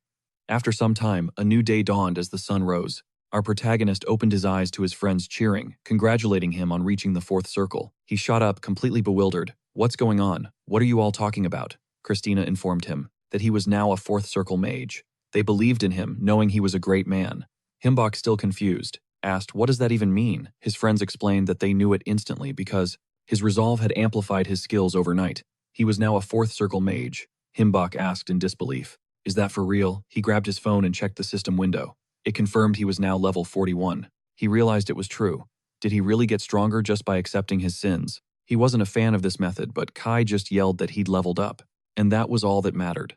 Kozla added that he should be proud of his determination. At that moment, Christina took his hand, asking him not to think he'd become a fourth circle mage, just because of that one event. This advancement was a completely natural part of his growth. Hyunbok looked down, disappointed, and thanked her, adding that now they would definitely have more to worry about. But Christina insisted everything was fine. A lot had happened, so they should all take a break. The protagonist was surprised again. What? That was totally out of character for her. She explained that the dungeons were all packed right now, and after they left, the other players created their own guild, but they don't have a good leader. The incident with Jin Hyuk has made everyone paranoid. They're constantly accusing each other, and even trying to track him down on the message boards. I'm back, he declared with a cocky grin. Of course, I handled it perfectly. Shortly after, an article about him exploded online. It debated a single question. Was he a savior or a killer? Many saw a wizard, a Class C necromancer who had saved them. But recently, he'd slaughtered other players. A stone-cold psychopath. The truth was terrifying. People prayed they'd never cross his path again. Mike brought it up with his boss, asking, a necromancer with a skeletal dragon. Who would even believe that Richard agreed, but added that those dragons were incredibly powerful. Even our own guild would struggle against them. And this was inside a Class E dungeon. That's a sixth circle monster at least, right? Mike confirmed, adding that only an elite necromancer could command one. Richard conceded that such a player could in fact exist. Mike shot back. But you just said you didn't believe it. His boss explained that the number of witness reports was just too high. Too many people saw the exact same thing. Besides, necromancers of the 5th and 6th circles had to exist somewhere. Mike was floored by this revelation. Richard just asked why he was so shocked. The world is full of the impossible. Mike admitted it was true, but insisted he had to focus on his own dungeon clears. He was just trying to do his job. Richard just laughed and thanked him for his dedication. Bowing, Mike headed back to work. The director appreciated his hard work. Later, Castle decided to train right in their apartment, sparking a duel with Himbach. He smirked at his opponent, taunting that he couldn't just keep dodging forever. Himbach calmly stared back, his eyes tracking all of Castle's moves. Since reaching level 4, his mind and speed had sharpened dramatically. He could now predict every attack, finally letting him compete. It was like he'd been reborn as a completely different person. In a flash, he parried a strike, sending Castle's sword flying.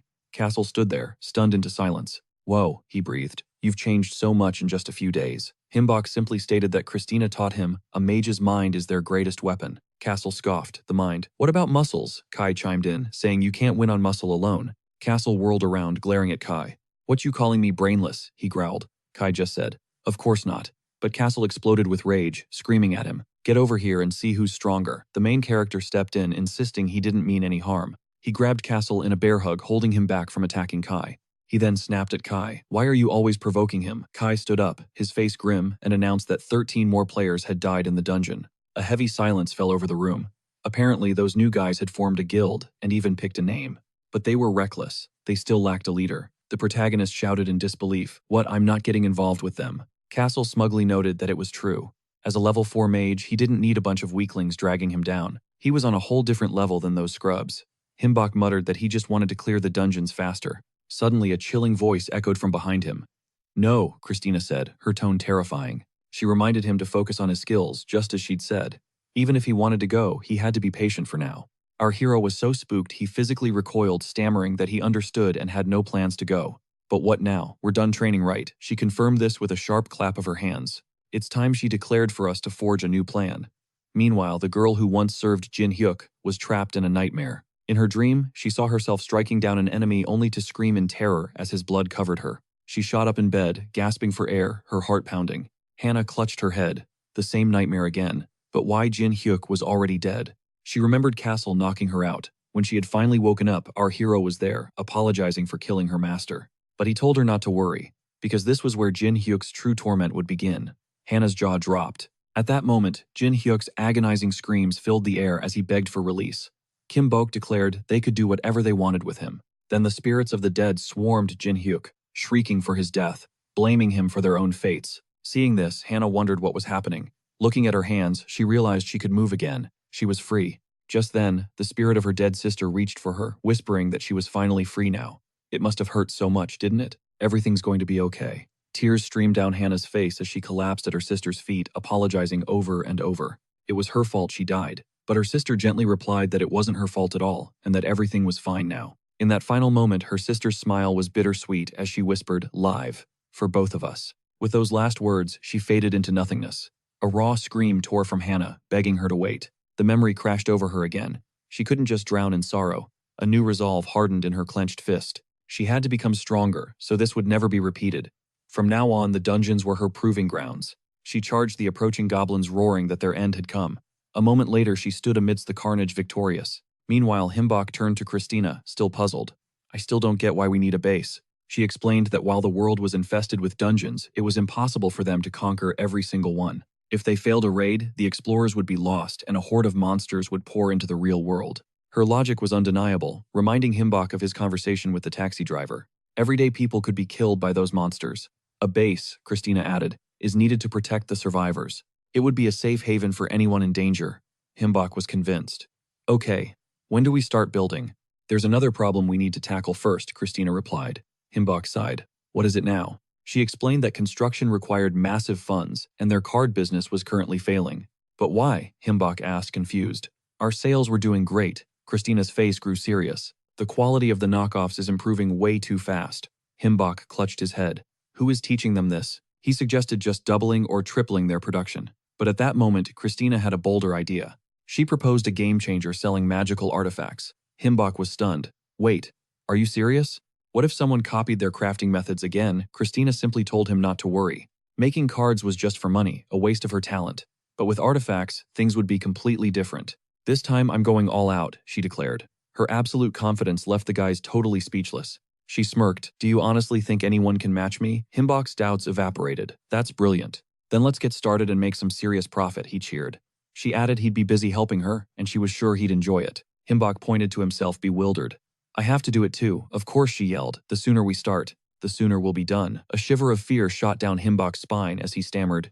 You're right. The next day, his intense training in artifact creation began. Christina was both a patient and brilliant teacher, guiding him through every intricate step. Thanks to her methods, he absorbed the knowledge incredibly quickly, but she punished every single mistake. The penalty was a health potion with a taste from the abyss. The drink was salty, bitter, sweet, and spicy all at once. It tasted like they'd blended blue cheese, spicy tofu, and hard candy together. This training ordeal lasted for 3 entire months. Exhausted, he finally crawled from his room, announcing he had finished. But Christina said he forgot one thing. She held out another glass of the demonic potion. He recoiled in terror, screaming for her to take it away. Just kill me instead, he cried, turning to run away when Kai suddenly materialized before him. Kai announced to his master that the time had come. The E-Class dungeon boss had appeared. A team of raiders gathered. They checked their phones. The time was 11:33. One of the members was complaining about a recent failure. Another agreed it would be tough without their key player. But Hannah stepped forward. We're not waiting for anyone. We can handle this ourselves, she declared confidently. Everyone get ready. We're moving in now. We can do this, she rallied. Her words ignited their fighting spirit, and the crowd erupted in confident cheers. Suddenly, their attention snapped to the side as someone shouted, Look over there! Someone's coming! It was an entire horde of monsters led by Himbok. An army of skeletons followed him as a system window appeared. Dungeon 13. Rank E-Class. 392 days remained. Himbok had started his exploration 108 days ago. The battle with the first floor boss commences now. Himbok offered a calm greeting to everyone. It's been a while, everyone, he said casually. They stared completely stunned as he added, Glad to see you all. They murmured among themselves. Are those his skeletons? Hannah recovered first. We're glad to see you too. We didn't get to introduce ourselves last time. I'm the Normals Guild, Master Unhana. Thank you for freeing my sister. I promise I will repay this debt someday, she vowed. Himbok simply shook his head. No need. I only wanted to expose Jin Hik. With a knowing smile, she assured him she understood completely, then asked if he would join their fight for their mutual gain. The main character questioned, So you're proposing we cooperate? She simply confirmed that was one way to put it. He had the strength to do this on his own, but before Himbok suddenly clarified that she'd completely misunderstood. In this situation, they were the ones who needed his help. Dumbfounded, she stammered. Then what about the reward for cooperating? Himbok simply echoed. A reward. She opened the treasure chest, revealing 1,000,000 won in cash and 5 mana crystals. She promised there would be more after their victory. Our hero heard Christina. The mana crystals were useful, but 1,000,000 won felt cheap. He pressed her. How will we divide the reward? She confirmed they'd split it among everyone. Her 5 guild members stood with her, prepared to swear a mana oath and follow his lead. He looked her dead in the eyes, carefully considering. He then agreed to cooperate not just for now, but in the future too. Hannah thanked him, relieved, and said she would now reveal their plan of attack. She laid out the strategy. Melee fighters would be the shield-ranged attackers, the arrows, since the boss was an unknown. It was a simple yet effective tactic, but a plan they had to abandon instantly. The boss was a gargantuan snarling wolf. It was a werewolf leading 100 smaller versions of itself. Hannah was frozen in pure horror, utterly speechless. But Himbok just told her not to sweat it because there's always a way out. He gave her a calm, confident smile. They quickly formed a new plan. After preparing, they entered the boss's chamber, immediately swarmed by countless defenders. They whispered amongst themselves. This was far more terrifying than they'd imagined.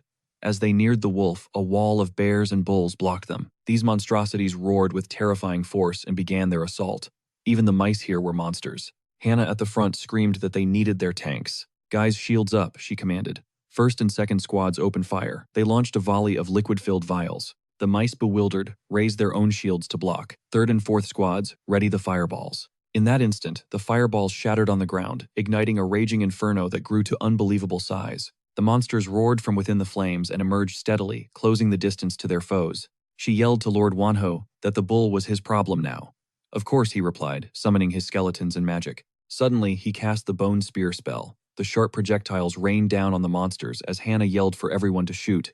The monsters began to stagger back and roar in agony. One of the guildmates wondered, wait, was it that easy? It seemed they might actually clear the room, but in that same moment an axe flew straight at them and completely shattered their wall. Hannah couldn't believe it destroyed in one hit. The monsters were absurdly strong, and her team shouted that they were under attack again. Everyone, hold your position. Nobody moves from this spot. Let them fire. At her command, several more spears flew towards the moaning, roaring beasts. They deflected the attack with their weapons. A second later, a fiery flash of light exploded right over their heads. They realized the creature had used a corpse as a bomb. Screams of terror erupted as their defense was finally broken. The monsters were pouring through. Everyone fall back, but Hannah screamed at them not to give up yet. It was 2 people per monster, and they had to do everything they could, but even she knew they couldn't win this fight. Maybe they should just surrender now. What else were they supposed to do? Our main character yelled for everyone to retreat, but Hannah screamed back that there weren't enough skeletons. They'd be overwhelmed in seconds. This isn't over, Himbok bellowed, unleashing his true magical power. He summoned a new wave of skeletons to surround the monsters. Hannah watched in disbelief. How did he summon so many more? The massive form of Nidhogg appeared right above them. Himbok cast a dark breath spell, and the dragon pounced on the monsters below. It screamed, destroying them one by one with its immense power. Hannah couldn't help but scream in sheer terror. The boss had vanished without a trace along with all its minions. She was trembling uncontrollably. Unable to process the bone dragon's attack, Hannah could only exclaim that it had vanished completely. Was Himbok all right? Barely staying on his feet, he confirmed he was. But this wasn't the end. Another army of monsters burst from a wall of smoke and charged them. Hannah yelled, "Everyone group up, prepare to attack." A squad of archers unleashed their arrows on the rats. Just then, hulking minotaurs slammed into the shield bearers. They struggled to hold them back. One filled with horror cried out, "What kind of insane power is this?" At that critical moment, the protagonist's skeletons swarmed and attacked the minotaurs. He suggested he would hold off the bulls if she could take on the giant mice. Hannah's face lit up with excitement that his mana was running dangerously low. Suddenly, a shadow loomed behind him, a werewolf poised to strike. But in a flash, his skeletons materialized to intercept the beast. The MC unleashed a lightning strike, blasting the werewolf back. The monster rose in a fury, its wounds sealing shut instantly. He noted their regeneration was insane, but of course, that didn't make them invincible. The hero realized the corrupted breath had drained Nidhogg's mana, not his own. This was his chance to bait the werewolf, making it think he was out of juice. He yelled, "Kai and Castle, finish it." The skeletons immediately charged into battle. The werewolf lunged, but they expertly diverted its attention and unleashed a barrage of attacks. Castle's blade found its mark, making him wonder if it would be that easy. The werewolf took the hit but was already healing as it violently shoved him away. He couldn't believe it had already recovered. Just then, Kai began circling, seeking an opening. He would create a distraction, giving Kai the perfect shot at its neck. He unleashed a storm of attacks, but the beast healed through it all. Castle roared, "Get back and stay clear." He moved in for the kill, but the monster dodged with shocking speed, darting toward Christina. She calmly said, "Leave this to me." One skeleton cast its chain skill instantly, binding the monster. Castle leaped high, his sword arcing through the air, and bellowed, "Stop your roaring, the execution is about to start." He brought his sword down in a powerful arc, and severed the beast's head, its massive body crashing to the floor. After the monster vanished, a mana crystal appeared. Our hero picked it up, and Christina identified it as a mana crystal, pulsating with the power of the moon. This was an incredibly valuable item with massive potential. At that moment, Hannah slammed a bull-like creature with her shield and finished it with her sword. She then commanded her squad to focus on the werewolves and hold the line. They had to stop the monsters, and not let a single one escape. Kai swept through a swarm of rats, annihilating them in an instant. The protagonist walked over to her, remarking on their impressive work. They had finally cleared the dungeon, and he offered his congratulations. The adventurers stared in disbelief, asking, Did we actually win? "We won, we're alive. We cleared the dungeon." Seeing her warrior's joy, Hannah was overcome with emotion and burst into tears. She insisted it was all thanks to him. Without him, it would have been impossible. She bowed her head in gratitude. The main character replied that he was just fulfilling his side of their contract. The girl asked what he planned to do next. He said he might collaborate with others if needed, but ultimately, he walks his own path. "I wish you all the best." With that, he turned and began to walk away. Hannah called out, "We're taking on the second floor in 3 days. Join us if you want." He simply replied, "I'll think about it." A system window appeared. Dungeon 1313, Class E cleared. Day 108 first floor boss defeated. Later, an adventurer told their leader that he was even stronger than they had imagined. He has a skeletal dragon, those undead warriors. His power is just on another level. Another adventurer smiled, saying he wished they could keep exploring the dungeon with him. If Jin Hyuk was alive, he and this Hyun Bak would have been serious rivals. The adventurer said he didn't even want to imagine it. Hannah called to them with a smile, saying it was time to go home. After a while, our hero approached Christina and asked if the crystal was really that special. After all, it was just boss loot. But she explained that in her world, the moon is called God's eye, the light that illuminates the dark. When the moon glows red, all monsters on the Idea continent rage. But under its blue light, they become calm. Because of that, the moon crystal can be used in different ways. You remember that, Wolf, right? You can obtain powerful regeneration even greater than that of trolls. The protagonist realized that this explained the insane healing speed. Castle exclaimed, "So that means we have to kill them twice as hard." He agreed, adding that the victory felt surprisingly easy. He was a good man. "So how do we use the moon crystal?" Christina suggested it would be best to use it as a core. For one of them, the MC said they had to pick someone. Castle declared it was obvious. Both skeletons agreed it should go to Christina. She was surprised. "Me. Are you sure?" He agreed, adding that he clearly couldn't handle its power. Kai chimed in, agreeing with him. He also felt it wasn't for him. "Then it's settled," the protagonist declared. "The crystal will be a perfect match for you." Christina thanked them, promising she would live up to their expectations. She'd be busy installing the core, so they were to leave her undisturbed. With that, the skeleton darted out and sealed the door. The protagonist smirked, figuring they wouldn't be seeing her for quite some time. 3 days after Team Hunbok secured the moon crystal, the Normals Guild advanced, beginning their descent to the second floor. Deep inside the dungeon, an adventurer noted the seemingly endless passage. Hannah reminded them that everyone knew the second floor was leagues more dangerous than the first. They had to stay focused and protect one another. Their only goal was survival and a safe return. With that, they plunged into the dungeon's second level. Hannah spotted a glimmer of light, shouting that the exit was just ahead. Unsure what waited for them, she ordered everyone to hold formation as they advanced. A sprawling forest under a bright blue sky unfolded before them. They cried out in shock. How could there be a sky in a dungeon? A girl stammered in disbelief. How is this even possible? Just then, the main character's phone pinged with new information about the floor. Castle stared, asking if it was for real. A forest, inside a dungeon. Our hero replied that he had no reason to lie. Kai observed that dungeons ranked higher than E-class often had open areas like this. He suggested they consult Christina. Moments later, they were in her room, showing her the data on the phone. The MC asked for her analysis. She glanced at it unfazed. This was nothing special, a common sight on the Idea continent. He pressed, "So this can happen in normal dungeons." The skeleton explained there was a crucial difference.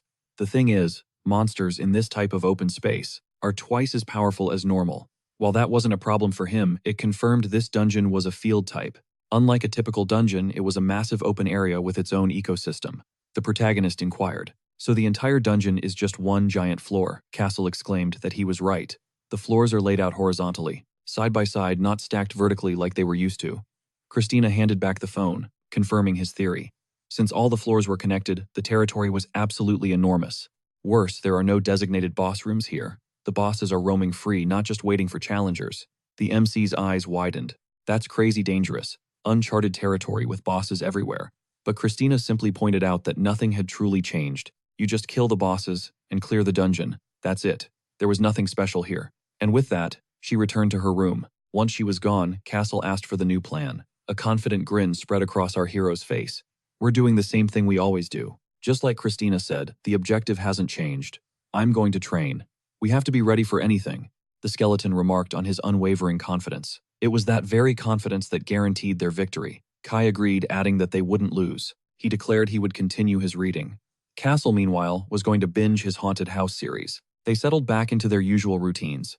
A few days later, with a new strategy in place, they reached out to the Normals Guild.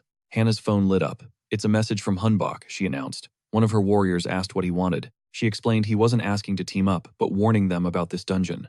He'd sent an offer with some serious conditions attached.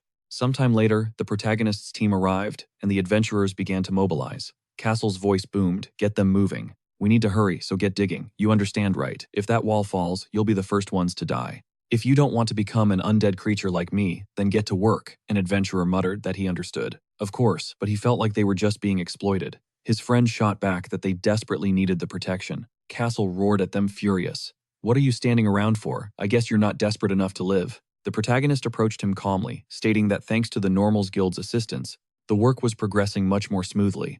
He'd come to check on their progress and recharge some mana. Mana regenerates 3 times faster inside a dungeon. Hunbok Hana called out, noting his perfect timing. Kai was also present. The MC entrusted the situation to him and left. His offer was to teach the Normals Guild magic, in exchange for their help building a shelter on the 2nd floor.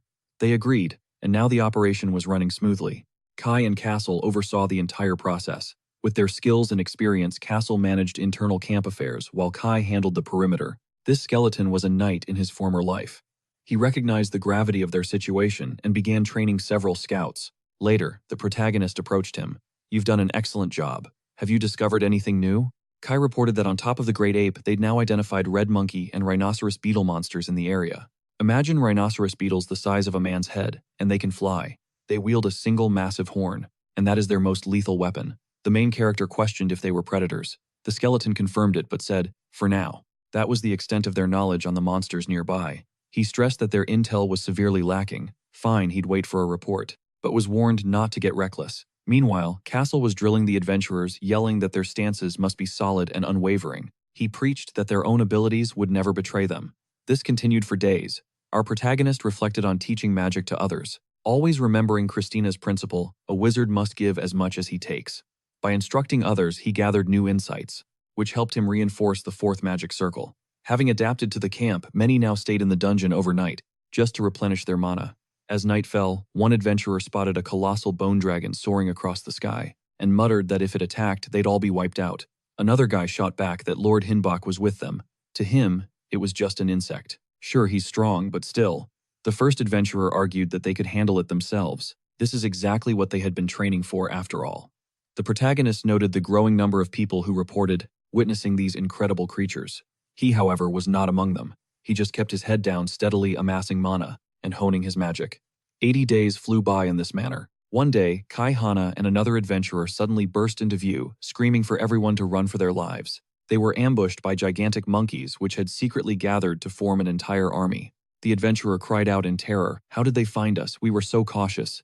Kai unsheathed his blade, ordering them to relay everything to the master. This was now a scout's solemn duty. He then charged into the horde, his sword a blur, striking down multiple foes at once. The apes furiously launched spears at him, but Kai masterfully dodged every single projectile. Then out of nowhere, another monster dealt a crushing blow from behind, shattering his helmet. The skeleton was sent flying, crashing hard into a rock. The monkey lunged in for the kill, but at the very last second, Hana appeared, planting her shield between them and bracing for the impact. Just then, a nearby adventurer signaled her back and fired a crossbow, knocking the massive ape to the ground.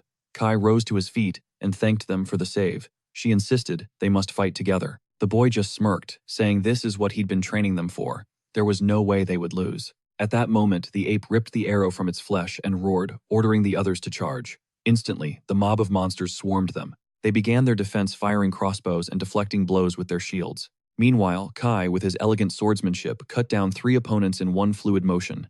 Suddenly, a giant fireball lit up the sky. He shouted that they were being fired on and to stay sharp.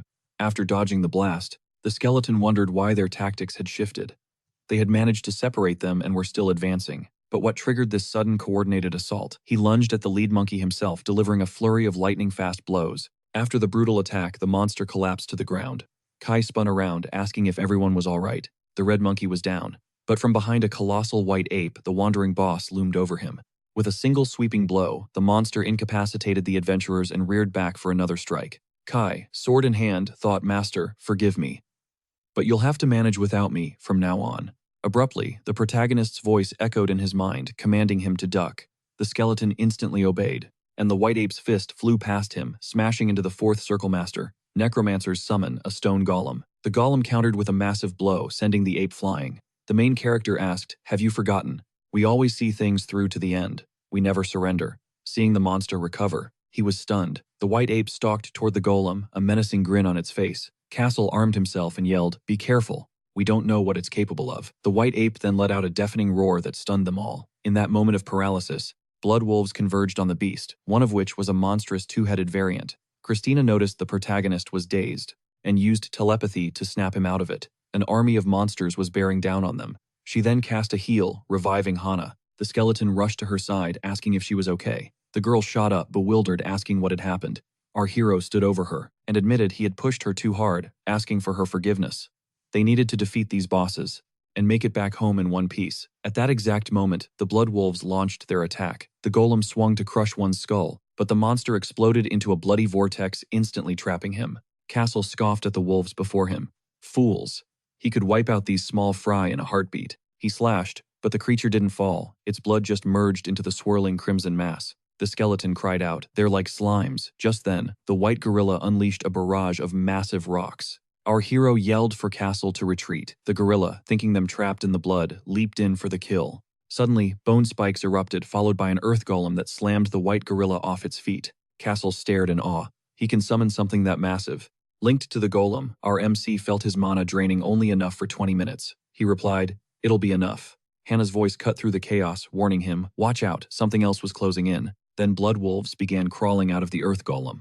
Our hero realized the blast's remnants were reforming. "We have to defend ourselves." Christina stepped forward. "I'll show you the power of the core." She summoned enraged Magi skeletons, which also began clawing their way out of the earth golem. The enemy was stunned, exclaiming, "She's no necromancer, yet she can summon Magi." This was the Moonstone's power. He gave command of the skeletons to Kai, who replied, "Trust me. Let the skeletons repel them." The undead immediately charged, clashing with magic and swords. They began to systematically destroy the blood wolves. The white gorilla, enraged, conjured a colossal boulder. It was about to throw it when the earth golem intercepted, shattering the rock to pieces. Suddenly, a two-headed blood wolf materialized above, unleashing a magical breath attack right at them. MC activated his bone prison, but the powerful blast still sent them all flying. He yelled, "Skeletons cover them," as Christina and Castle caught the adventurers. Then he summoned Nidhogg. The two-headed blood wolf fired another magic breath, aiming straight for him. Our protagonist seethed. How dare they mimic his dragon Nidhogg? Wait, these aren't ordinary monsters. You can't use your breath recklessly. But the bone dragon ignored him, firing its own breath to meet the wolf's. Their immense powers clashed violently, blowing Nidhogg backwards. He saw they were being pushed back, but using more power would drain his mana. "We have to dodge." Nidhogg's voice echoed in his mind. "Silence, I am a dragon, and I never lose." Our hero felt that same pride. He couldn't believe an enemy had pushed him back. The protagonist raised his staff and declared, "No other choice. I'm transferring all my mana to you. Show them your draconic might." Nidhogg unleashed his vicious breath skill, a blast so immense it instantly obliterated the two-headed wolf. His mana spent, our MC collapsed. Moments later, all the skeletons rushed to his side. They cried for him to open his eyes, carrying his body home to his bed. After some time, he awoke. Castle exclaimed, "He's awake. Do you recognize us?" Kai asked how he was feeling. Christina cried, "I was so worried." Confused, our hero asked what happened. Kai explained his mana was depleted and he needed rest. Castle agreed, and told him not to even think of getting up. He sat up slightly, asking about Hannah and her guild. Kai replied that everyone was safe thanks to him and had returned home. Our MC sighed, "That's good." He'd spent his mana to the last drop. "Things could have turned out much worse," the skeleton remarked, "but because of you, we were able to defeat those bosses. Without your mana, we'd have been helpless." Christina agreed, adding, "The monsters are getting more aggressive, so we need to deal with them quickly." True, he thought, but there was another problem. Because of Nidhogg's pride, they'd been in a very dangerous situation. Kai said they'd cleared the air, but there's still something else. Reconnaissance with Master Hannah revealed a new monster, a giant. It's a low-class monster, a bit larger than the white ape. They're calling it a lesser giant. Castle said, "If it's a lower class, it shouldn't cause any problems." Kai corrected him, "It's a mistake to think it will be easy. It's the weakest giant but much stronger than trolls. He's dangerous to you and the lady because he's immune to magic, and they are extremely intelligent." Just when he thought they had faced the most dangerous monster yet, a vortex of pure magic ripped open the sky. From its depths, Nidhogg emerged, declaring his interest in killing the beast himself. He ordered them to stand back and watch. He warned them not to interfere or waste his time. This was a foe he could handle alone. Castle exploded with rage. "We may be sworn enemies, but what gives him the right to act like that?" Christina agreed that Nidhogg's blatant disrespect was unacceptable, and that the main character needed to discipline him. Our hero nodded, deciding it was best to rest for now. Meanwhile, far away, Gloria crossed out the portrait of the two-headed blood wolf. She wondered why she even bothered. For them to be defeated so easily, it was just plain boring. It seemed a small country like Korea was packed with worthy opponents who dealt with her creatures way too fast. Even sending 20 at once was useless. It was time for her to truly begin. She spun the roulette of fate. The wheel landed on the main character's portrait. A wicked smile spread across Gloria's face. "I was saving you for dessert." "Well," she mused, "looks like we're starting the meal with something sweet." Back with our heroes, they began preparing to fight the giant. Our protagonist was carefully extracting the monster's core when Hannah approached him, her eyes wide with surprise. "So that's what a goblin's heart looks like," she gasped. He explained that it drains mana from its surroundings. This makes it extremely useful for summoning golems, though the duration varies depending on the golem type. They had tried for so long to find a proper use for it, but now it all made sense. He handed her the core. Noticing her hesitant expression, he asked if something was on her mind. The girl admitted the Normals Guild wanted to discuss their contract. The reality was simple. Any battle with him was a victory, but without him, they would almost certainly fail. The last battle had proven that beyond a doubt. Despite their intense training and reconnaissance, opponents of this caliber were simply invincible for them. She didn't believe their combined strength could take down even one of these bosses. She had witnessed his overwhelming power as a mage, and it forced her to make a choice. The Normals would not be completing this dungeon. Continuing this path would only lead to futile sacrifices. They needed to become stronger just to survive in a place like this. Hannah bowed her head deeply, asking for forgiveness for ending their contract so suddenly. Our hero replied that he understood completely. He told her to raise her head, knowing it was a difficult decision. He then proposed they terminate the contract right there. But of course they could keep everything they had built together. Hannah, stunned, asked if he was serious. He confirmed, reminding her that they built it all as a team. He simply wished them the best of luck. The girl shook his hand, her voice filled with gratitude. After working together for a short while, their paths had diverged. They all had different goals and methods, but they were united by a single desire to survive. They just chose different ways to achieve it. After this, a system window appeared. 273 days remained until the quest's failure. 227 days had passed since Hanbok first entered the dungeon. This marked the end of his journey with the Normals Guild. Sometime later, the protagonist and his skeleton squad reached the giant's chamber. Castle stared in shock. A dungeon. Inside a dungeon. Kai warned them to be quiet so they wouldn't wake the monster. Several weaker creatures stood guard around the sleeping boss. Nidhogg declared they needed to move now. When asked if he'd fight it alone, he scoffed, calling it a low-class giant. "You'll only get in the way," he sneered. "Get in the way," Castle fumed. The protagonist just sighed and told him to get ready. In a flash, Nidhogg appeared beside the monsters, waking the boss. He erupted into a furious assault, swatting the smaller beasts away with his tail. The giant tried to strike, but the dragon bit down on its arm and flung it aside. Castle shouted in disbelief. "Has he lost his mind? This is insane!" Nidhogg roared back for them to stay out of his way. He could handle this alone. This giant had dared to look down on him. The boss charged, then suddenly landed a powerful blow. The dragon was sent flying backward. Enraged, he unleashed his magic breath, screaming, "Just die!" But the giant calmly walked through the blast and smashed its fist into his head. "We have to intervene," Christina yelled. Castle leaped at the smaller monsters, agreeing that it was finally their turn. At that very moment, the giant began to mercilessly beat the downed dragon.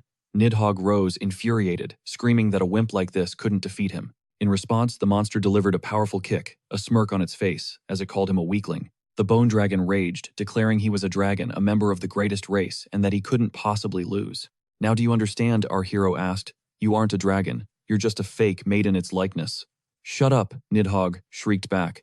That's not true. The giant called him a weakling again and began another brutal assault. Our hero knew Nidhogg finally understood it himself. He needed to drop the act and swallow his pride. Just wishing for it would never make him a true dragon. The beatdown escalated until the giant ripped his bones out just to call him weak again. Crushed on the ground, Nidhogg screamed that he'd been promised. "You said you'd make me stronger than a true dragon, but look at me, I lost." "You broke your promise, you lied," the protagonist calmly replied. "I did make you a promise, but you didn't hold up your end. I can't move forward with a creature so blinded by ego. He was once his strongest card, but that was in the past. If he only thought of himself, he would never truly evolve." At that moment, the other skeletons were still fighting the lesser monsters. With perfect teamwork, they systematically wiped out every single opponent. Watching this, it finally clicked for Nidhogg. They trained and improved while he did nothing. "Then teach me. I need more power." A smile crept across the protagonist's face. I was waiting for those words. He unleashed his mana, causing the bone dragon's body to regenerate and rise again. The protagonist commanded, "Attack, we're ending this now." He cast Ghost Armor, Negative Energy, and Unholy Weapon, massively amplifying the dragon's power. The protagonist explained, "The magic I'm using, you should be able to use it too. Learn it now, and you'll become exponentially stronger." Nidhogg simply responded, "Understood." He grinned in surprise. "All right, time to crush this enemy." With that, the bone dragon charged. Soaring into the air, he ripped the giant from its den and unleashed the Bone Spear of Death skill. Shards of bone rained from his wings, with one pinning the monster straight to the ground. Seeing this, Nidhogg declared, "This is the end." Instantly, the bone shards detonated in a single massive explosion. Castle watched in awe, remarking, "Now that looks like a real dragon." Suddenly, he saw a dark shape and yelled, "Look out." A giant shrouded in a magical barrier plummeted from the sky, right onto Nidhogg, slamming them both into the ground. The skeletons rushed over, exclaiming in confusion, "Wait, we already killed him. So what is going on?" The protagonist stood up, his senses on high alert. "Stay sharp. This atmosphere feels wrong." He felt a presence nearby, like they were being watched. And then Gloria appeared right behind them, clapping slowly. "I'll acknowledge your victory," she said, "but I have to say this fight was a disappointment. So how about we start over?" The protagonist felt an unbelievable pressure radiating from her. He sent a telepathic warning, "Don't move, do not provoke her." The girl tilted her head, asking, "Really? You're not going to do anything? Not even going to ask a question?" He wondered if she'd even answer. She smiled sweetly and said, "Nope." The protagonist shot back, "Then what's the point if you're the only one who gets what they want?" Gloria chuckled.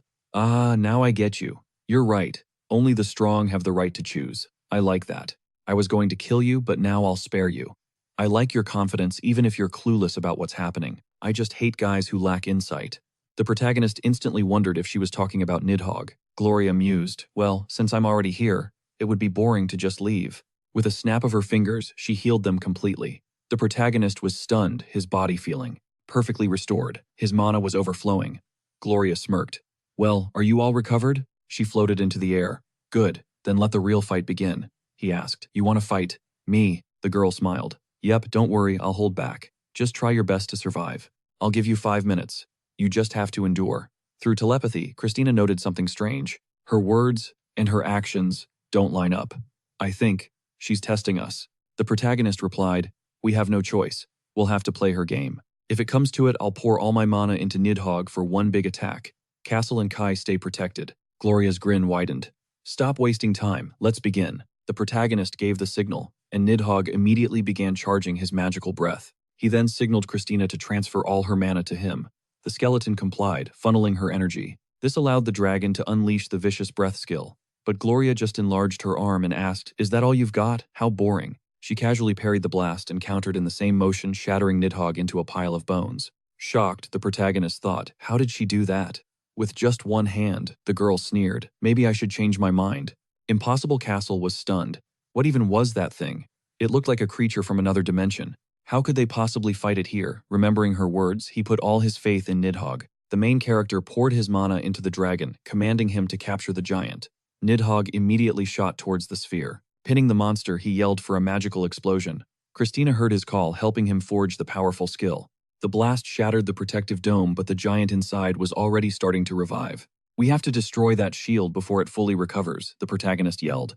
Castle gripped his sword. "Don't worry, I've got this." In a flash, he lunged forward, stabbing the dome. Cracks spiderwebbed across its surface. Just then, Kai infused his weapon with mana and hurled it at the giant. The dome completely shattered. The protagonist smirked. It was just as he had planned. Gloria chuckled. "Did you really burn all your energy on a lesser giant, and you think you can beat me?" He retorted, "A being this powerful couldn't have just shown up in this world on her own. You needed a guide. That's why you shielded the dying giant, isn't it?" A slow smile spread across her face. "You really are different," she mused. The fact that they knew so much pleased her. "You've passed my little test. I'll let you live, you amused me. I'll even give you a reward. I won't take him." The main character asked what she meant. Gloria replied, "I'll make him my apprentice. Or perhaps my servant. It's time for me to go. You've earned this bonus." She finally introduced herself as a demon dragon of misfortune blessed by the darkness itself. "Let's play again soon, my future apprentice." And with that, Gloria vanished without a trace. A system window appeared. 258 days remained until the quest failed.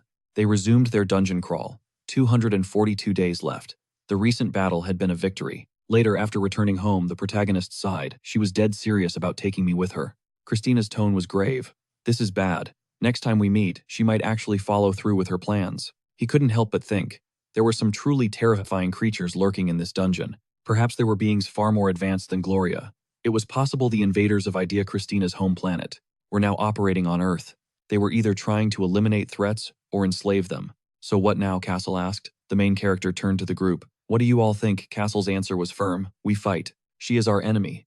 Any closer and we would have been wiped out. Fighting her now is like signing a death wish." Of his former comrades, he was the only one left. He wanted to fight, but knew it was far too dangerous. "But if we do this, I want us together until the very end." Kai nodded in agreement. "I feel the same way. Whoever you choose as an ally, a god, a devil, or worse, like a true knight, I will follow my master to the end, no matter what that future holds." Christina agreed with them. The protagonist then asked her, Are you willing to fight side by side with your own enemy? She replied. As I've said, my goals are much higher than that. I do want revenge, but if I fail, I'm confident we will achieve much more together. The protagonist nodded. What about you, Nidhogg? The dragon's reply was simple. My only goal is to become stronger. Therefore, he didn't care who helped him do it. Castle scoffed in disgust. What nonsense. He was the only one who felt differently. And you, he asked the main character, who admitted, I don't know. When your life is on the line, the right choice is never easy. But one thing is for sure, peace is no longer an option for us. Castle pressed, so you want to fight, he agreed. I am not her student. This was just a warning. We have a choice, run or fight. I believe we need to become stronger. Strong enough to stand on her level. The skeleton roared.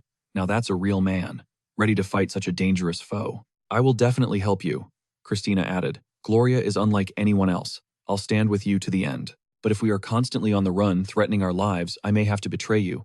In other words, the main character thought. If she senses we're outmatched, she'll become another enemy. It seemed even on a day like this, he'd have to force them to serve him. He would have to use his power. They had come so far trusting one another. He couldn't afford to lose that trust. Suddenly, the doorbell rang. Surprised, the protagonist asked, was that our doorbell that just went off? Christina replied that it was. With the final battle won, the door was now a gateway to the outside world. Had someone already made contact, but who could be visiting them? He wasn't expecting any company. Our main character approached the door, peering into the camera and asking, who's there? On-screen, Kang Hyemi from the Operations Bureau flashed her badge, introduced herself, and requested a moment to talk. He glanced at his bustling skeletons, signaling them to chill. It's someone from the dungeon website. It wasn't like regular people could just drop by. The whole group, even Nidhogg, reeled in shock. A real company was behind the dungeons. The protagonist asked plainly why they sought him out. Just a short while earlier, a fist slammed down on a table. How is this possible? The manager roared. Where did monsters like these spawn in an E-class dungeon? We've already lost 16 agents, the employee replied. But there were survivors. For example, a gifted young man with the talent to take on A-class hunters. His name is Hunbach. Send an agent to check those dungeons, where our people fell. The manager interrupted. First contact that promising researcher. Get him in touch with Hunbach immediately. Hyemi stepped into the home, bowing her head in thanks before formally introducing herself again. Our MC bowed in return and gave his name, remarking, I didn't realize the dungeon website had an actual organization behind it. The agent explained that they manage the website and ship items with technology from higher beings, also assisting researchers with finances. Christina immediately asked which higher beings their own organization could contact them whenever they pleased. Hyemi was startled, but kept her composure. A talking skeleton was just another day on the job. She smiled, replying that she didn't know all the details, but they're believed to be both gods and demons. Our MC cut to the chase. Why did you come to me? The agent got straight to the point. We can view player information through the dungeon app, and we monitor explorers with A-class talents very closely. We suddenly found out that 16 people had died in an E-class dungeon. The protagonist realized their motive. So you tracked me down for information. Hyemi agreed. She added, we desperately need to know what's happening inside Dungeon E, but we would also like to propose a partnership. He asked, what's in it for me? Information isn't free. And based on our knowledge, you already have plenty of money. She replied, if you agree to share the information, we will sell you mana crystals. We constantly monitor new listings, so we hold the rarest crystals. He paused, considering the offer. Crystals would unlock countless new possibilities. Christina's voice then entered his mind. Noting they likely had items not listed on the website, they had to press them. He looked up. That's not enough. Can you offer anything else? Hyemi's expression sharpened. Are you that confident in your information's value? Our MC replied with a smirk. I would stake my life on it. Suddenly, her phone began to ring. The agent apologized, stepping away to answer the call, then returned, stating, we have a slight problem. A moment later, she held out the phone. It's the director. He wants to speak with you personally. The protagonist took the device. Hello.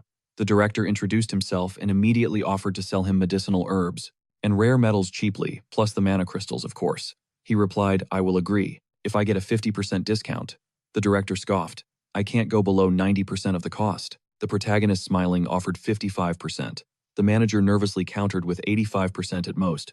Any more is impossible. He shot back, 60%. They settled on 75% and our MC agreed. He then noted their contract would be for 3 years. The manager nervously exclaimed that 3 years was far too long. Do you even know what a 25% discount is worth? He replied calmly. I promise you that I won't leave the country for those 3 years. The director shouted. What kind of nonsense is this? Our hero explained. One day researchers will clear all the dungeons. Don't you want to recruit them for your organization? That's why you need info on researchers, and I'm a prime candidate. If you don't agree, it doesn't matter to me. I'll just find better conditions in another country. The manager nervously caved and then added that he'd have to work on the government's behalf for those 3 years. His reply was simple, no. The director angrily asked why. Our MC was firm. I don't work for the government. They always have their own conditions and restrictions. I'm not going to follow anyone's orders.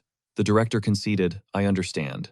Then the contract will be for 2 years, and I will drop it to 70% if you work for us freelance. The protagonist inquired. So you mean I'd be an employee? Any conditions? The director nods, adding, this is a one-time offer. Our main character coolly asks for the details. He lays it out plain, no pointless tasks. The director grumbles an okay, wondering if he's being underestimated. Unsure how long this partnership will last, Hunbok insists on a contract. He'll send the terms through Kang Hee-mi. You absolutely crushed it, Kai exclaims. Christina beams, knowing this means a serious loot upgrade for them. Castle promises their full support. But the leader cuts in, there's a test. They are a government entity after all. He has a lot of pull, but rival organizations would flip if he personally signed off on the contract. His skills are proven, but any sign of weakness from the team and other groups would swoop in to seize control of the researchers. Hunbok pauses. Is he seriously saying that regular people could dictate terms to researchers? He hated that idea, especially after the Gloria incident. He needed a plan. What was the right move here? The leader's answer is simple, clear a dungeon. A sealed dungeon to be precise. It's one that other researchers have already failed. These gates link to their world. Sealing them is the only way to stop the monster outbreaks. Hunbok realizes the terrifying truth monsters are invading reality. That's why they're so desperate for researchers like him. The leader mentions it's an F-rank dungeon but way tougher than its label suggests. The question hangs in the air, will he take the test? Using telepathy, Hunbok polls his team. What's the play? Do we take this test? And sign. Kai's voice chimes in. Arguing is useless. It would only escalate things for everyone involved. Castle agrees. He couldn't care less about labels, but having connections in high places could be a game changer. With the top brass, Christina cuts in. They need to get stronger and they have way bigger problems to deal with. Gloria. The name solidifies his resolve. We'll pass, he declares. Give me the intel on the dungeon. Soon they arrive at the location, a helicopter touching down where Colonel Kim Jun-yi stands waiting. Hunbok, his team, and Kang Hee-mi step out. The colonel eyes Hunbok, asking her, that's him. She confirms it. This is our dungeon exploration assistant researcher Kim Hunbok. Kim Jun-yi's face twists into a deep frown. He scoffs, doubting this kid could handle the monsters they're facing. Hunbok stays silent, letting the man talk. Kang Hee-mi steps in. He may look ordinary, but he's already cleared several dungeons successfully, and his clearance comes from the top. The colonel fires back. I'm the one who picks the person in charge here. We can't just appoint anyone. She stands her ground. These orders came directly from the chief of staff. Disobeying would be a violation of military law. Checkmate. The colonel falls silent, then turns back to his soldiers. He snarls that if Hunbok bails, his squad won't take the blame. Castle seethes. What a pompous jerk. Why is he blocking us from the dungeon? What kind of test is this? Kai calmly tells him to chill. Just think of it as a welcoming party. Castle can't believe him. You're being way too nice. With that, they head deeper into the base. The soldiers start snickering, mocking them for looking like cosplayers in masks and hero costumes. Hunbok gives no reaction while Castle just lets out a heavy sigh. The colonel leads them to a massive warehouse, telling them to wait. He then orders a soldier to open the huge doors. They creak open, revealing the ruins of a house with a large gate inside. Kim Jun-yi gestures for Hunbok to proceed, but as the gate opens, monsters pour out a whole squad of armed goblins. The moment they spot the humans, they charge. The colonel barks orders for his soldiers to block the entrance and wipe them out. But suddenly, the warehouse door jams. The entire squad move up, he yells. Don't let a single one escape. The soldiers swarm the warehouse entrance, laying down, suppressing fire to keep the monsters from breaking out. But then a goblin mage appears. It unleashes a fire spell that blasts through the soldiers' ranks, hitting several of them. Their uniforms instantly ignite. Seeing his men burning, the colonel screams for the medics. But then, something impossible happens. The flames begin to shift, gathering into a single point. This is Hunbok's power at work. He summons Nidhogg. A swirling vortex of darkness materializes behind him, and from it a massive dragon's head emerges. The colonel's jaw drops. He clearly didn't see this coming. Hunbok gives a single command. Kill them.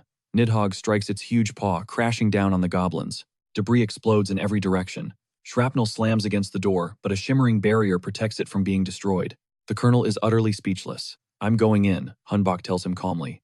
30 hours later, the test is officially complete. He thinks back to how hard F-rank dungeons used to be, and a small smile touches his lips. They've grown so much stronger. With the test passed, he signs the contract with the dungeon company, and finally hands over all the information he has on Gloria. The leader's face went pale. This wasn't a problem they could solve alone. The entire world needed to join forces. He ordered his subordinate to deliver the intel to a neighboring state, but under absolute secrecy. Then he pressed a note into his hand. This too had to be delivered quietly. As the subordinate departed, Christina was busy inspecting their haul. Our hero approached her. Anything good on the company's list, she replied. Low and mid-tier crystals and some mana alloys. Definitely some items worth buying. He then asked, how expensive are we talking? Even with a 30% discount, he refused to go over 25 million. She explained that, according to Jaime, higher beings set the prices. So how much would you get, he asked.